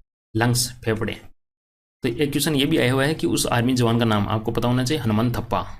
डी अपना आंसर हो जाएगा, lungs. Next question, question number 76। Answer दीजिएगा फटाफट स्पीडली, क्या आंसर बनेगा यहाँ पे? 1 minus cos square theta. Very good, साथ साथ में सॉल्व कर रहे हो, कॉपी पेन लेके बैठ रहे हो, यानी अपने आप में कॉन्फिडेंस दिखा रहा है, एग्जाम्स के प्रति जुनून दिखा रहा है आपका। क्या आंसर लगेगा इसमें, क्या वैल्यू आने वाली है? 1 minus cos square theta, 1 plus cot square theta. एक फॉर्मूला होता है sine square theta plus cos square theta बराबर 1। इस फॉर्मूले से मैं इसकी जगह क्या लिखूँ? 1 माइनस कॉस स्क्वायर थीटा की जगह मैं साइन स्क्वायर थीटा लिख दूँ। लिख दिया। एक होता है 1 प्लस कॉट स्क्वायर थीटा बराबर कोसेक स्क्वायर थीटा, तो इसकी जगह मैं लिख देता हूँ कोसेक स्क्वायर थीटा -1। अब ये साइन कोसेक स्क्वायर थीटा को मैं क्या लिखूँ, यानी ये दोनों आपस में कट भी जाएंगे, साइन स्क्वायर थीटा, इसकी जगह लिख दिया मैंने 1/sin स्क्वायर थीटा। ये दोनों कट गए, -1, तो 1 - 1 यानी 0 मेरा आंसर हो जाएगा। काफ़ी सिंपल सा क्वेश्चन है, डी अपना आंसर हो जाएगा। ठीक है, तो इसमें मैंने ये दो फॉर्मूले यूज में लिए थे, 1 प्लस, ठीक है, फॉर्मूले देखिएगा, एक तो होता है 1 plus tan square theta equal to sec square theta, एक होता है 1 plus cot square theta equal to cosec square theta. एक अपना ये है sine square plus cos square बराबर 1 है। नेक्स्ट क्वेश्चन देखते हैं, क्वेश्चन नंबर 77। सभी अम्ल धातुओं के साथ अभिक्रिया करके कौन सी गैस उत्पन्न करते हैं? अम्ल की बात हो रही है, एसिड्स की बात हो रही है, किसी भी मेटल के साथ में रिएक्शन करेंगे तो क्या मिलेगा? जैसे कि HCl है, इसको आपने कोई भी मेटल के साथ में रिएक्शन करवा दी तो आपको क्या मिलने वाला है? अम्ल होता है, एसिड होता है, एसिड का मतलब होता है H+ आयन की कंसंट्रेशन। तो आपको कौन सी गैस देखने को मिलेगी? नाइट्रोजन, हाइड्रोजन, कार्बन डाइऑक्साइड या ऑक्सीजन? बिल्कुल सही है, आंसर हो जाएगा यहाँ पे हाइड्रोजन। एसिड की बात करें, एसिड को आप धातु से रिएक्शन करोगे तो हाइड्रोजन मिलेगी। ठीक है, और ध्यान दीजिएगा एक क्वेश्चन आ सकता है, अम्ल का मतलब क्या है? अम्ल का मतलब है H+ आयन की सांद्रता। क्षार का मतलब क्या है? OH- आयन के कंसंट्रेशन। 2019 में मरणोपरांत भारत रत्न से सम्मानित किया गया था। कमेंट करके मुझे 3 कैंडिडेट का नाम बताइएगा जिनको जनवरी 2019 में भारत रत्न दिया गया था।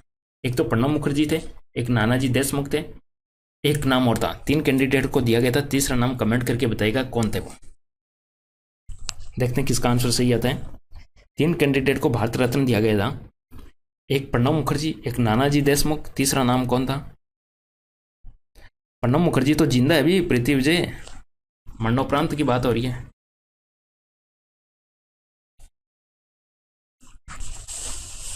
क्या आंसर है, क्या था नाम? हजारिका, हजारिका नाम से था कुछ।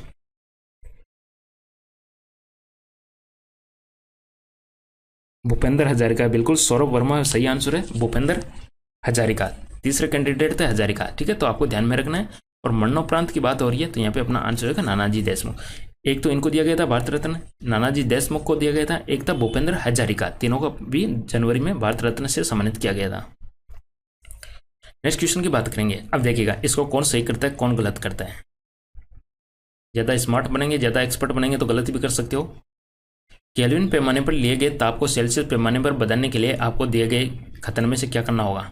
273 जोड़ेंगे, घटाएंगे, गुणा करेंगे, भाग करेंगे, क्या करेंगे?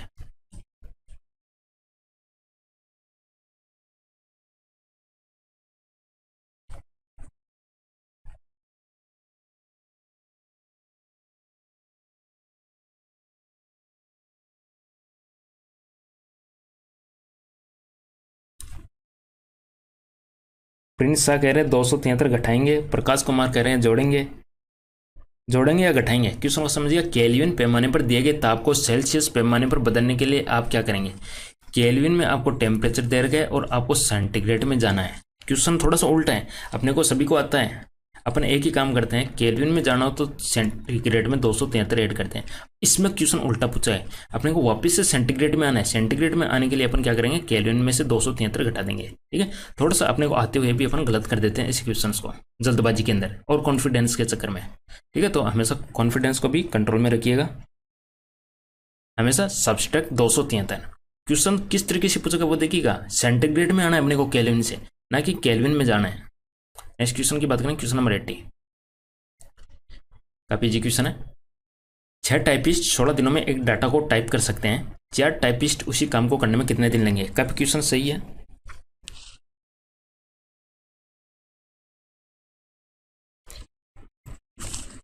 छह टाइपिस्ट 16 दिनों में एक डाटा को टाइप करते हैं तो 4 टाइपिस्ट उसी काम को करने में कितना दिन लेंगे? 6 टाइपिस्ट 16 दिन में करते तो काम कितना हो गया? 6 × 16। अब इस काम को करेंगे 4 जने, तो 4 करेंगे तो कितने दिन लेंगे? 6 चौके 24। ये अपना आंसर हो जाएगा। काफी सिंपल सा क्वेश्चन है। नेक्स्ट क्वेश्चन की बात करते हैं, क्वेश्चन नंबर 81। इसको अपन घूम के वापस आके देखते हैं, काफी टाइम लग जाएगा क्या यहाँ पे। ठीक है, पूरे क्वेश्चन सॉल्व करने के बाद करेंगे। चलो अभी कर ही लेते हैं अपन। चलो एक क्वेश्चन है बाद में करेंगे अपन, इसको घूम के आके पूरे क्वेश्चन करने के बाद करेंगे क्वेश्चन नंबर 81 को। घर ईंट पुल, इसमें से बताइएगा घर ईंट पुल क्या होगा?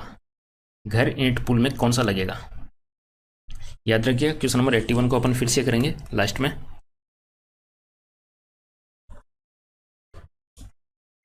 घर ईंट पुल यानी घर किससे बनता है? ईंट से बनता है, यानी ईंट कॉमन होना चाहिए, पुल के अंदर भी ईंट कॉमन आनी चाहिए। तो क्या आंसर बनेगा? घर ईंट पुल। ये तो है नहीं कि घर अलग होता है ईंट अलग होता है, घर को ही ईंट से रिलेट करेंगे। ये तो है नहीं कि इसमें घर में ईंट आ गई पुल में ईंट नहीं आएगी, ये भी नहीं हो सकता। घर में ईंट और पुल अलग अलग तो हो नहीं सकते, तो अपना आंसर हो जाएगा इसके साथ में, यानी तीनों एक दूसरे से इंटर रिलेटेड होंगे। नेक्स्ट क्वेश्चन की बात करते हैं, यहाँ पे आंसर हो जाएगा सी। ये बताइएगा, काफी इजी क्वेश्चन है, कौन सही करता है इसको? 3 एम्पियर की करंट 1 मिनट के लिए प्रवाहित होती है, तो इसमें कितना आवेश प्रवाहित होगा?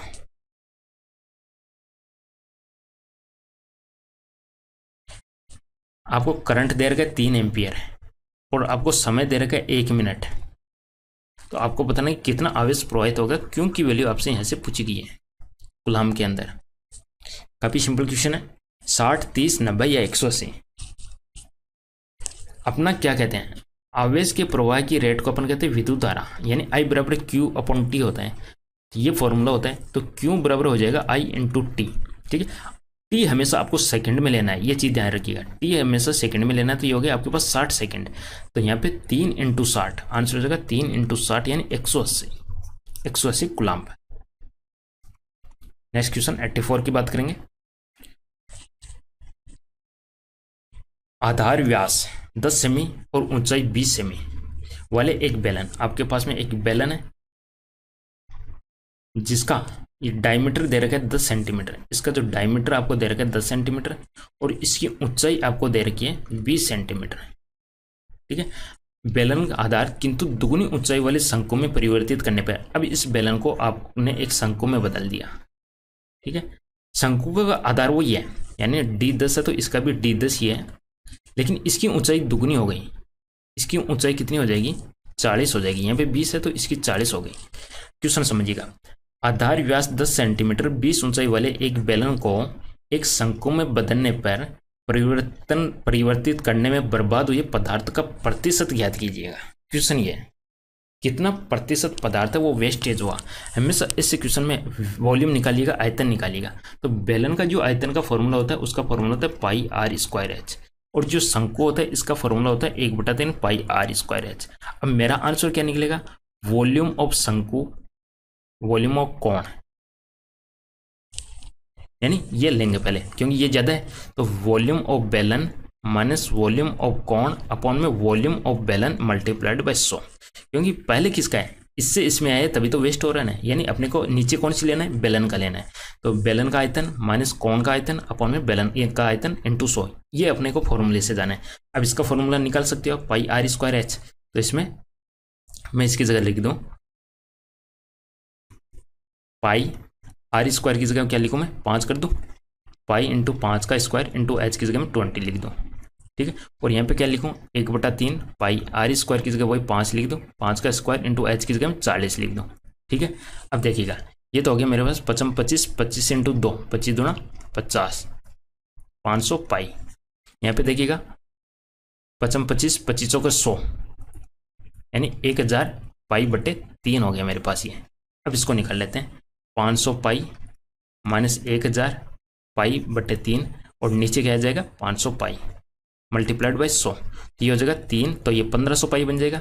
इसके नीचे एक है तो 1500 माइनस 1000 यानी 500 पाई, 500 पाई बट्टे 3 बट्टे 500 मल्टीप्लाइड बाई 100, 500 कैंसिल हो जाएगा, पाई पाई कैंसिल हो जाएगा, 3 आ जाएगा 100 बट्टे 3। बिल्कुल सही है, आंसर हो जाएगा अपना पास 33.3%। तो बस इसमें ये कंसेप्ट ध्यान में रखना है कि बेलन का आयतन माइनस कोण का आयतन अपॉन में बेलन का आयतन मल्टीप्लाइड बाई 100। क्वेश्चन नंबर 85 की बात करते हैं। बताइएगा लॉजिक क्या आने वाला आगे वाले टर्म्स। 12 46 तो 18 क्या होगा, इसमें कौन सा लॉजिक लगेगा।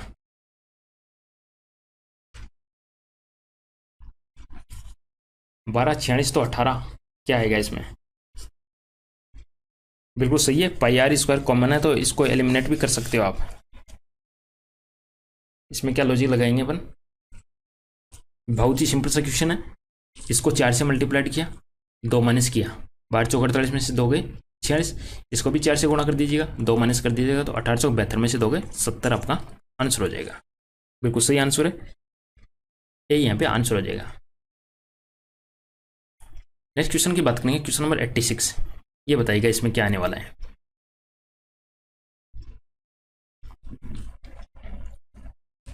क्या आएगा यहाँ पे 48 41 57 और डी आपके पास में 53। ये भी काफी इजी क्वेश्चन है, थोड़ा सा लॉजिक लगाना है अपने को। देखिएगा ये 9 का स्क्वायर है, ये 8 का स्क्वायर है, ये 10 का स्क्वायर है, तो 9 और 8 17 और 10 27।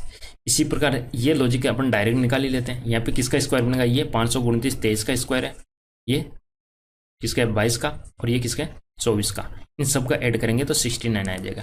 तो यहाँ पे ये 15 का स्क्वायर है, ये 16 का स्क्वायर है, ये 17 का स्क्वायर है, तो इन सबको ऐड करेंगे अपन तो 15 3 45 3 48 अपना आंसर हो जाएगा। ठीक है, कंसेप्ट बस ये ध्यान में रखना है।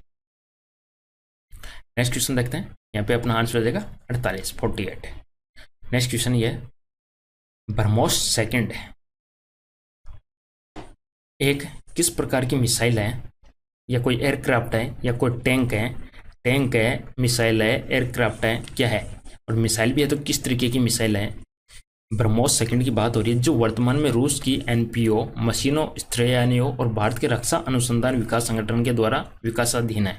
अब ध्यान दीजिए क्वेश्चन और क्या आ सकता है इसी का, ये ब्रह्मोस सेकंड कौन बना रहा है, तो आपको बताना कि एक तो इंडिया का डीआरडीओ बना रहा है, ठीक है, और रशिया है उसका एनपीओ मशीनियो ये त्रियोना ये नाम है। ब्रह्मोस कौन बना रहे हैं, डीआरडीओ प्लस कंट्री कौन सी है, कंट्री भी पूछ सकते हैं, तो कंट्री आपको ध्यान में रखना है रूस और इंडिया।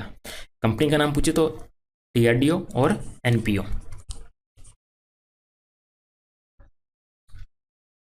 यहाँ पे आंसर हो जाएगा आपका बी के साथ में hypersonic cruise missile. Hypersonic cruise missile B correct answer हो जाएगा, हाइपरसोनिक क्रूज मिसाइल।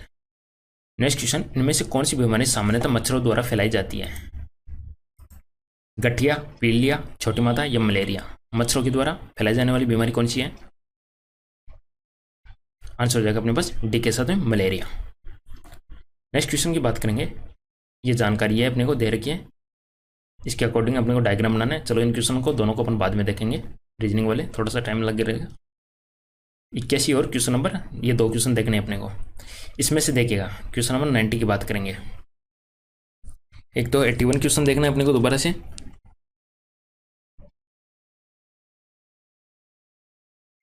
अच्छा सब सोनिक होगा क्या उस क्वेश्चन का, चलो उसको कंफर्म करेंगे। देखिएगा देखिए, हाइपरसोनिक होगा, सब सोनिक होगा, क्रूज वाला वो मिसाइल वाला देखना है आपको। 81 और 90 इसमें क्या आंसर आएगा। 2 चीजें होती है, एक तो फेस वैल्यू होती है, एक प्लेस वैल्यू होती है। प्लेस वैल्यू और फेस वैल्यू, फेस वैल्यू तो वही होती है जितनी आपकी दे रखी है, जितनी आपकी दे रखी है वही हमेशा फेस वैल्यू होती है। 5 की फेस वैल्यू हमेशा 5 रहेगी, 10 की फेस वैल्यू 10 की नहीं, 0 की फेस वैल्यू 0, 1 की फेस वैल्यू 1। लेकिन प्लेस वैल्यू ने किस स्थान पे वो रखी हुई है, प्लेस वैल्यू का मतलब किस स्थान पे, तो यहाँ 5 की जगह 1 रख दीजिएगा, आगे कितनी संख्या उतने 0 लगा दीजिएगा। ठीक है, यानी आपके पास ये हो गया 5 की जगह 5 ही रखने 5000, तो इसकी जो प्लेस वैल्यू है 5 की वो प्लेस वैल्यू है 5000, और इसकी जो फेस वैल्यू है वो है 5, तो 5000 में से 5 घटा दीजिएगा, आपके पास आंसर आ जाएगा 4995। बिल्कुल सही आंसर है। नेक्स्ट क्वेश्चन देखते हैं, क्वेश्चन नंबर 91। वीडियो को लाइक करते जाइएगा पसंद आ रहा है तो, और डेली बेसिस के ऊपर अपन इस तरीके से एक सेटर लगाते रहेंगे। क्या आंसर होगा, फटाफट सोल्व कीजिएगा अपने कॉपी के अंदर। एक आदमी 30 मीटर दक्षिण की ओर चलता है, 30 मीटर चला दक्षिण की ओर, फिर वह अपने दाईं ओर मुड़कर 30 मीटर चलता है। अब यहाँ पे मिस्टेक होती है अपने से, अपन यहाँ पे दाईं ओर किधर जाना है, अगर दक्षिण में जा रहा है तो दाईं ओर को बाईं ओर कर दीजिएगा, अब वो इधर जाएगा, ठीक है। फिर वह अपने दाईं ओर मुड़कर 30 मीटर चलता है, अब वो 30 मीटर चला, ठीक है। फिर वह अपनी बाईं ओर मुड़कर 20 मीटर चला, अब वो बाईं ओर मुड़ा यानी 20 मीटर चला। फिर से अपनी बाईं ओर मुड़कर 30 मीटर चला, अपने को बाईं ओर घुमाएंगे और 30 मीटर चला, तो वह अपने शुरुआती बिंदु से कितनी दूरी पे है। तो इस पॉइंट और इस पॉइंट के बीच की डिस्टेंस निकालनी है, तो ये दूरी भी कितनी हो जाएगी 20, क्योंकि ये 20 है तो ये 20 हो गई, तो 30 + 20 यानी 50 अपना आंसर हो जाएगा। टाइमिंग अपन इसी का ये रखेंगे 9 बजे, ठीक है। 9 AM पे अपन यही रखेंगे आज से डेली बेसिस के ऊपर, और शाम को 4 बजे अपन ग्रुप डी वाले पेपर से भी इसी तरीके से सॉल्व करेंगे। 4 बजे ग्रुप डी के पेपर्स हैं जो दिसंबर महीने के, उनको सॉल्व करेंगे, और 9 बजे अपन जेई वाले पेपर सॉल्व करेंगे। आई थिंक ये दोनों सेट लगाने के बाद में एनटीपीसी और ग्रुप डी कट ऑफ ही नहीं, आसानी से मेरिट के साथ में क्वालिफाई कर लोगे। नेक्स्ट क्वेश्चन देखते हैं। भारत के गवर्नर जनरल का पद निम्न में से किसके द्वारा सृजित किया गया। भारत के गवर्नर जनरल का पद निम्न में से किसके द्वारा सृजित किया गया। चार्टर अधिनियम 1833, 1813, 1935 या 1858।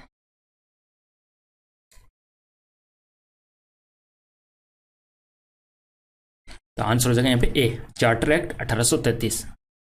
नेक्स्ट क्वेश्चन देखते हैं, क्वेश्चन नंबर 93। महेश भूपति निम्न में से किस खेल से संबंधित है। काफी इजी क्वेश्चन है, आई थिंक सभी सही करेंगे इसको। कमेंट करके बता सकते हो महेश भूपति से कौन सी भारतीय एक्ट्रेस ने शादी की थी। जैसे सानिया मिर्जा ने शादी की थी पाकिस्तान के शोएब मलिक के साथ में, तो महेश भूपति के साथ में किस भारतीय एक्ट्रेस ने शादी की थी।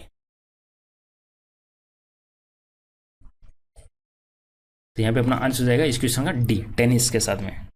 और महेश भूपति के साथ में शादी की थी लारा दत्ता ने। बिल्कुल सही आंसर दिया अमित आनंद ने, लारा दत्ता ने। क्वेश्चन आ सकते हैं नॉर्मल, ऐसे क्वेश्चन आ सकते हैं। नेक्स्ट क्वेश्चन, निम्न में से किस तत्व की विद्युत ऋणात्मकता सर्वाधिक होती है। आज आपने केमिस्ट्री का सेट देखा होगा तो आपको पता चला होगा कि विद्युत ऋणात्मकता और विद्युत बंधुता, इन दोनों के बीच में क्या रिलेशन है और अपन किस तरीके से क्वेश्चन को गलत कर देते हैं।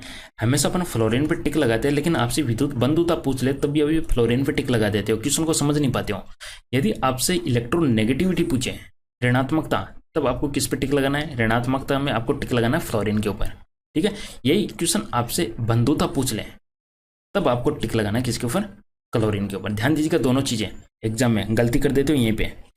फ्लोरीन और क्लोरीन में अपन कई बार मिस्टेक कर देते हैं। नेगेटिविटी पूछे तो आपको फ्लोरीन पे टिक लगाना है। ग्रुप नंबर 17 में फ्लोरीन, क्लोरीन, ब्रोमीन, आयोडीन, एस्टेटिन, जो सबसे ऊपर है उसकी नेगेटिविटी सबसे ज्यादा है, तो यहाँ पे आंसर हो जाएगा। अगर बंधुता पूछे, बंधुता को इंग्लिश में बोलते हैं एफिनिटी, इलेक्ट्रॉन एफिनिटी, तो यहाँ पे आपका आंसर हो जाएगा फिर क्लोरीन के साथ में। नेक्स्ट क्वेश्चन देखते हैं, क्वेश्चन नंबर 95। जब 2 या 2 से अधिक प्रतिरोध को एक दूसरे के साथ क्रमवार जोड़ा जाता है तो वह कैसा सीक्वेंस कहलाता है। क्रमवार का मतलब सीक्वेंस में एक के बाद दूसरा। अगर एक के बाद दूसरा जोड़ रहे हैं तो वो किस तरीके का संयोजन होगा। बिल्कुल सही आंसर है यहाँ पे श्रेणी क्रम हो जाएगा, सीरीज। नेक्स्ट क्वेश्चन यहाँ पे बताइएगा इसमें क्या लॉजिक लगाया गया है और क्या आंसर आएगा। फटाफट आंसर लगाइएगा, सॉल्व कीजिएगा अपनी कॉपी के अंदर। Book minus pen equal to 8, pen minus nib equal to क्या आ जाएगा। कुछ नहीं किया, इसमें देखो बुक 2 पे आते हैं, ये हो जाएगा 30, 15 15 30, ये के हो गया 11 पे। तो 30 से 2 32, 32 से 11 कितना हो गया, 32 से 11 हो जाएगा मेरे पास 43। पी 16 पे, ई 5 पे, एन 14 पे, 16 4 20 से 5 35, 30 से 5 35, तो 43 माइनस 35 यानी 8 आ गया। तो इसी तरीके से यहाँ पे ऐड कर लीजिएगा पी 16 पे, ये तो अपने ऐड कर लिया, पी एन 35, तो ये तो हो गया 35, माइनस एन होता है 14 पे, आई होता है 9 पे, बी होता है 2 पे, तो 14 9 23, 23 2 25, ये अपना आंसर हो जाएगा यहाँ पे बी, ठीक है। 10 अपना आंसर हो जाएगा। नेक्स्ट क्वेश्चन देखते हैं, ये बताइएगा क्या आंसर बनेगा यहाँ पे। x plus Y equal to 11 है, तो -1 की पावर x प्लस -1 की पावर y की वैल्यू क्या आएगी। x प्लस वाई बराबर ये है, तो इसकी वैल्यू क्या होगी। और x y आपकी हमेशा पूर्ण संख्या वॉल नंबर से, वॉल नंबर्स उनको बोलते हैं जो बिल्कुल कंप्लीट है, पॉइंट्स के अंदर नहीं होती, उनको बोलते हैं अपना वॉल नंबर्स। जैसे कि -4 हो गई, -5 हो गई, या 2 हो गई, 4 हो गई, जो कंप्लीट होती है उनको बोलते हैं वॉल नंबर्स।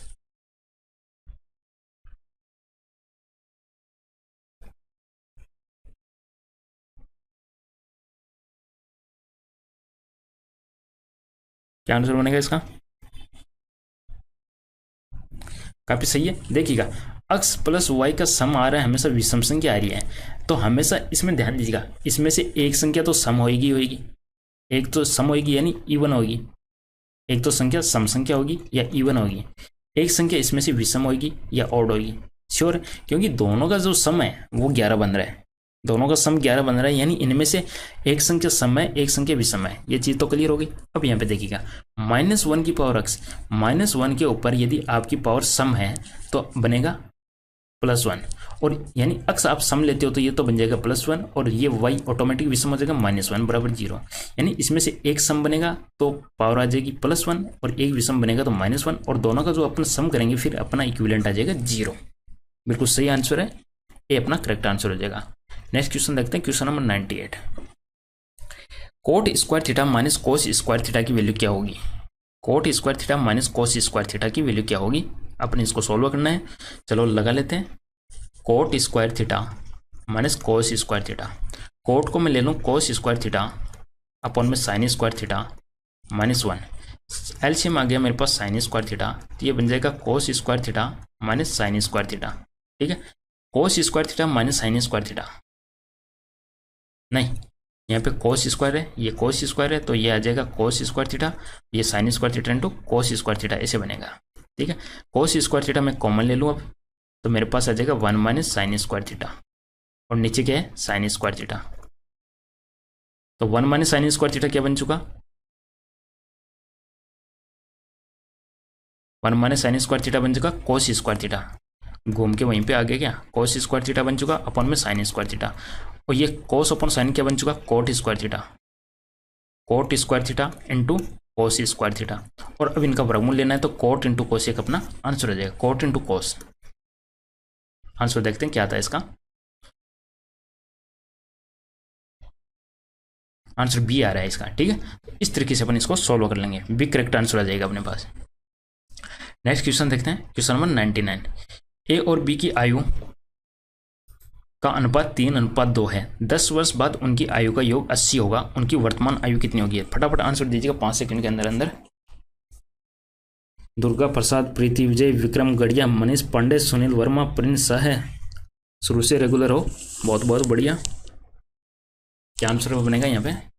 ए और बी की आयु का अनुपात इतना है, यदि ये 3x है, ये 2x है, तो 10 वर्ष बाद कितना हो जाएगा, यानी 5x तो इसकी होगी, 10 वर्ष इसके, 10 वर्ष इसके, यानी 20 वर्ष जुड़ गए, तो ये सम हो चुका 80। ठीक है, 3 और 2 5x प्लस 10 वर्ष बाद है तो 10 इसके जुड़ गए, 10 इसके 20, तो 5x बराबर हो गया 60, x की वैल्यू आ गई अपने पास 12।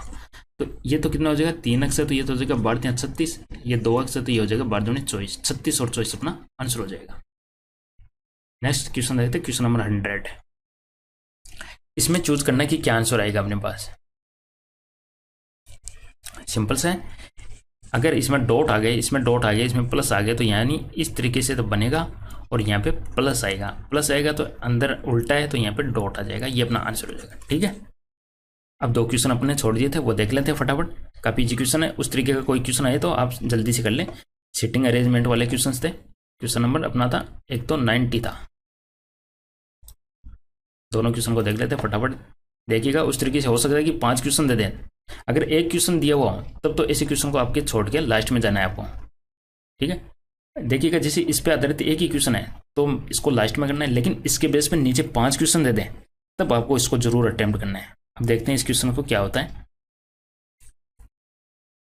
ये कह रहा है कि अर्जुन, बानू, कीर्ति, दीपन, हरिणी, वसंत, गायत्री, सब हो गए नाम। एक व्रत, एक और है कुमार।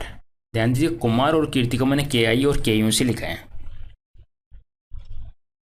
व्रत के चारों ओर केंद्र की ओर मुख करके बैठे हैं, तो मैं व्रत बना लूं। ओके, मैंने व्रत बना लिया, 8 जनों को बैठा दिया, और सबका मुंह अंदर की तरफ है, तो आपको ये डायरेक्शन दिखाने की जरूरत ही नहीं पड़ेगी क्योंकि सबका एक ही तरफ है। बानु वसंत के दाईं ओर तीसरे और कुमार के बाईं ओर तीसरे स्थान पर बैठा है। तो इस पहले तो वसंत को बैठाते हैं, ये वसंत को बैठा दिया। तो बानु वसंत के दाईं ओर तीसरे, तो 1 2 3 ये बानु आ गया। और कुमार के बाईं ओर तीसरे स्थान पे है कौन? बानु। बानु वसंत के दाईं ओर तीसरे हो गया और कुमार के बाईं ओर तीसरे स्थान पे, तो कुमार यहाँ पे आएगा, तभी तो ये 1 2 तीसरे पे बनेगा। कीर्ति अर्जुन के बाईं ओर चौथे स्थान पर बैठी है। अब अपने को ना ही कीर्ति का पता ना ही अर्जुन का पता, तो मैं इस लाइन को छोड़ देता हूँ एक बार, यानी इस लाइन को मैंने छोड़ दिया। अर्जुन वसंत और बानु के ठीक बगल में नहीं है। अर्जुन ना ही यहाँ पे है और ना ही यहाँ पे है, क्योंकि वसंत के बगल में नहीं है, तो अर्जुन यहाँ पे नहीं हो सकता, यहाँ पे नहीं हो सकता, बानु के बगल में भी अर्जुन नहीं हो सकता। तो पोजीशन बची ओनली एक, अर्जुन यहाँ पे आ गया। अर्जुन वसंत और बानु के ठीक बगल में नहीं बैठा है, तो ये भी लाइन अपनी क्लियर होगी। हरिणी बानु के ठीक बगल में नहीं है, तो बानु यहाँ पे, तो हरिणी यहाँ पे भी नहीं हो सकती, हरिणी यहाँ पे भी नहीं हो सकती। तो हरिणी कहाँ पे आएगी? हरिणी या तो यहाँ पे आएगी या यहाँ पे आएगी। हरिणी बानु के ठीक बगल में नहीं बैठी है, तो हरिणी की पोजीशन या तो ये बनेगी और या ये बनेगी। आगे देखते हैं। गायत्री दीपन के दाईं ओर दूसरे स्थान पर बैठी है। गायत्री दीपन के दाईं ओर दूसरे स्थान पर बैठी है। अब दीपन का नहीं पता, गायत्री का नहीं पता, तो अपन फिर से इस लाइन पे आते हैं। कीर्ति अर्जुन के बाईं ओर चौथे स्थान पर बैठी है, तो ये अर्जुन था, तो बाईं ओर चौथे पे बैठा हो, 1 2 3 4 ये पोजीशन कन्फर्म होगी कीर्ति की। ये कीर्ति होगी, तो ये पोजीशन अपनी कन्फर्म होगी हरिणी की। अब एक जो बच गया उसको लिख देते हैं। गायत्री दीपन के दाईं ओर दूसरे स्थान पे है, तो ये दीपन यहाँ पे आ गया, तो दाईं ओर दूसरे स्थान में ये गायत्री हो गई। ठीक है, तो अपन देख लें निम्न में से कौन हरिणी के बाईं ओर तीसरे स्थान पर है। हरिणी के बाईं ओर तीसरे स्थान पर 1 2 3 जी अपना आंसर हो जाएगा गायत्री। ठीक है, इस तरीके से अपन इस क्वेश्चन को सॉल्व करेंगे। इंग्लिश में करेंगे तो हिंदी वाले में दिक्कत हो जाएगी। चलो इंग्लिश में करते हैं। अब नेक्स्ट क्वेश्चन एक और छोटा था अपने बीच में, कौन सा क्वेश्चन था? 80 के समथिंग था, काफी लंबा सा क्वेश्चन था ये क्वेश्चन। ठीक है, इसको थोड़ा छोटा कर देता हूं मैं, इसको सोल्व करने की जगह नहीं मिल रही, कहाँ करें इसको सोल्व है। चलो इसको मैं सोल्व करने का तरीका बता दूं, आपको हिंट दे दूंगा, आप कर लीजिएगा इसको कैसे करना है, काफी इजी पड़ेगा आपको। एक तरफ आपको इसमें देश ले लीजिएगा, इसमें आपको नाम दे रखे सदस्य, तो सदस्य ले लीजिएगा। उसके बाद में आपको कंट्री ले लेनी है, और इसके बाद में आपको यहाँ पे खेल्स दे रखे हैं। तो इस तरीके से इंडेक्स बनानी है। एज को फिक्स कर देना है आपको, जैसे कि इन सबको सीक्वेंस में फिक्स कर दीजिए जो भी दे रखे हैं, और बाकी इनके जो दे रखे हैं इनके सामने लिखते जाइएगा, और जो नहीं दे रखे उनको साइड से लिखते जाइएगा। आई थिंक बहुत ईजी क्वेश्चन है, आप इसको सोल्व करके देखिएगा। ठीक है, यहाँ पे स्पेस नहीं है मेरे पास सोल्व करने का, इसलिए थोड़ा इसको छोड़ना पड़ेगा। ठीक है, तो ये था अपना आज का सेट।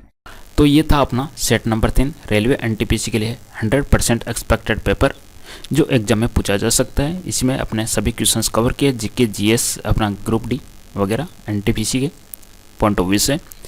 ओके, तो वीडियो पसंद आए लाइक ज़रूर कीजिएगा, चैनल को सब्सक्राइब कीजिएगा। धन्यवाद, थैंक यू, बाय।